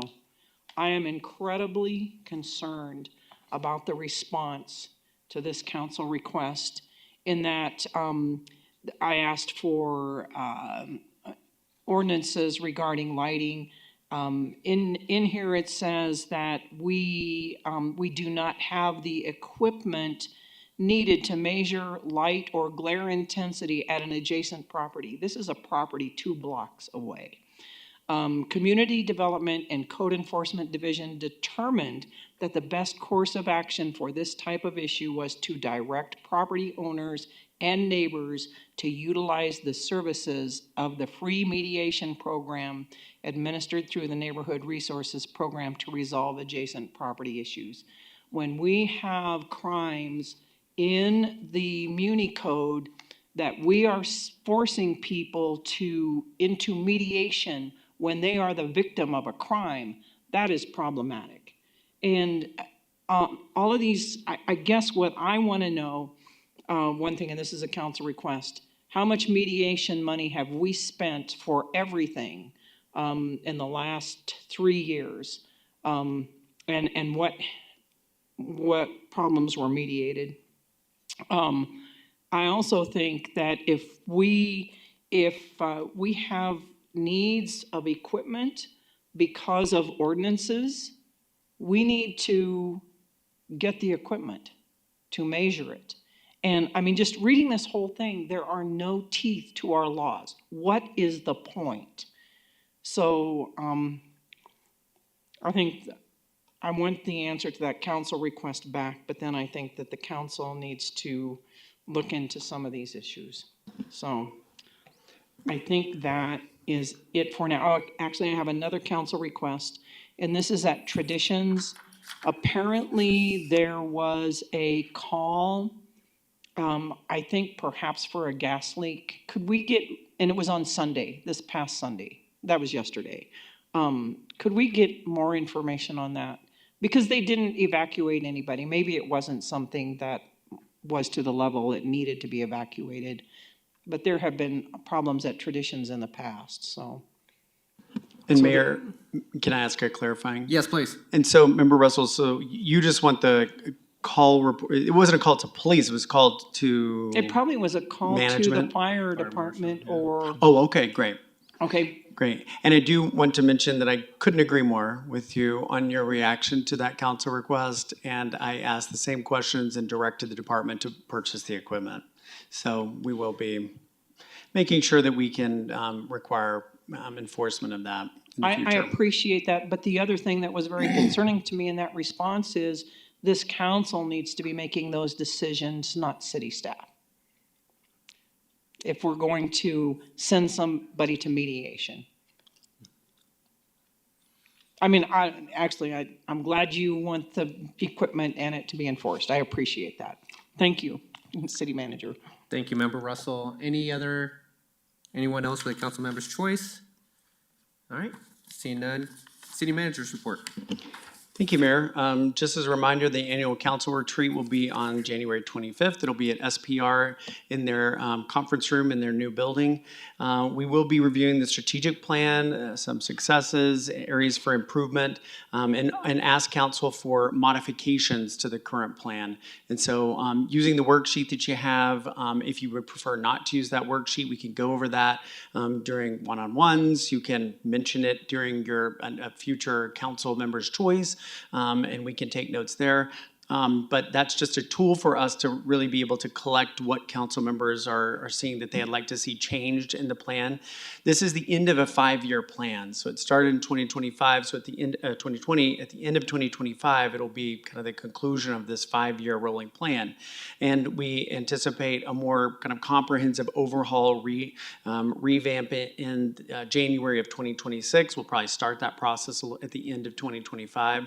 But we're excited about hearing from you, maybe your constituents, if you want to be talking to them about things that they want to see. To that end, you may remember that we did some focus groups with residents. And so in terms of public engagement, a couple of you have asked, what is the public engagement process? We've talked about setting up something on Englewood Engaged and really pushing that out to our residents to have them weigh in on modifications, the current plan that we could do before the retreat. We could do that after you all kind of have your discussion. And then we can also, if you like, provide you with those focus group information that was really categorized by the outcome areas of the strategic plan. So 2 council members asked for that public input. Those are some options. Feel free to give me input on your thoughts on that. We will be following the council retreat with a study session to go over, here's what we heard, here's how we modified the plan per your request, here are the tactics that staff has come up with to achieve the goals that you laid out, because that's really our role. Your goal is the vision, the goals, and then our role is really those tactics. So we will have that study session in February or March, and then bring back the final in March. So that's kind of the process that we're working through now. Feel free to give input and feedback on the process, the worksheet as you work through that. I think everybody now will have gone through one of those worksheets in the past years. Number 2, we have the Green Business Program that's going to be covered by Denver 7 coming up. As you know, this is a partnership between Englewood, Littleton, and Sheridan. That's going to be coming out on Wednesday. It's really going to highlight the cooperative efforts between the 3 cities to engage the business community in things like energy efficiency and other things that can actually save them money while increasing sustainability of those businesses. The library strategic plan finally is underway. The city is currently engaging the community, collecting feedback and ideas for the future of the Englewood Public Library. There's a QR code that's available in the library, on the library's website, and a few other places in our facilities. And we just encourage you to encourage your constituents to click on that and provide that feedback and share kind of those wish lists that'll really help us start to create create the backbone. In terms of staffing, Dorothy Hargrove is our interim library manager. As you know, she was hired as the city's library manager several years ago before being promoted to Parks and Recreation Director, before being promoted to Deputy City Manager. So very familiar. I was able to go down and talk to some of the library staff today, and things are going well there, and we're excited about the strategic plan. Glad to answer any questions, Mayor or Council. Any questions? Go ahead, Member Russell. Thank you. I do have a question, not about something that you just talked about. Well, maybe. Are you having a meeting with all boards and commissions on January 15th or? It's part of our monthly briefings that I do, the city projects list that I send out to council monthly. I also invite residents to hear that same report. We usually have a special speaker. Last month it was Madeline Hefas talking about neighborhood resources. But what we do is on a quarterly basis, excuse me, we have the boards and commissions. Next, we will have the Elevate Englewood alumni, we'll have the Planning Academy alumni, and the Police Academy alumni. And so we rotate those through. Krista and I are, in my office are also talking about a way that we can have, any resident who wishes to hear that report come and attend those. Certainly council is welcome, but the invite and the calendar appointment actually goes to anyone who's on a board or commission 1 month, and then again it rotates. Is it on Zoom? It's on Teams. It's on Teams? Right. So if council, is it possible council could attend? Could council get an invitation? Yeah, we can absolutely send that to you. We would just need to either limit that to 2 council members or post it as a public meeting. Well, there's a disclaimer on the website that any city meeting, it's possible that all 7 council members could be there. Right, but that's if it's on the council calendar. We're not currently putting these briefings on your calendar because you receive the briefings once a month by email. All right. Yeah, if we could get that, that would be great. All right. Anything else? Any other questions for the city manager? All right. Anything else, Sean? All right. And with that, everyone, we are now adjourned. Everyone have a great evening. See you all next Monday. Have a good night.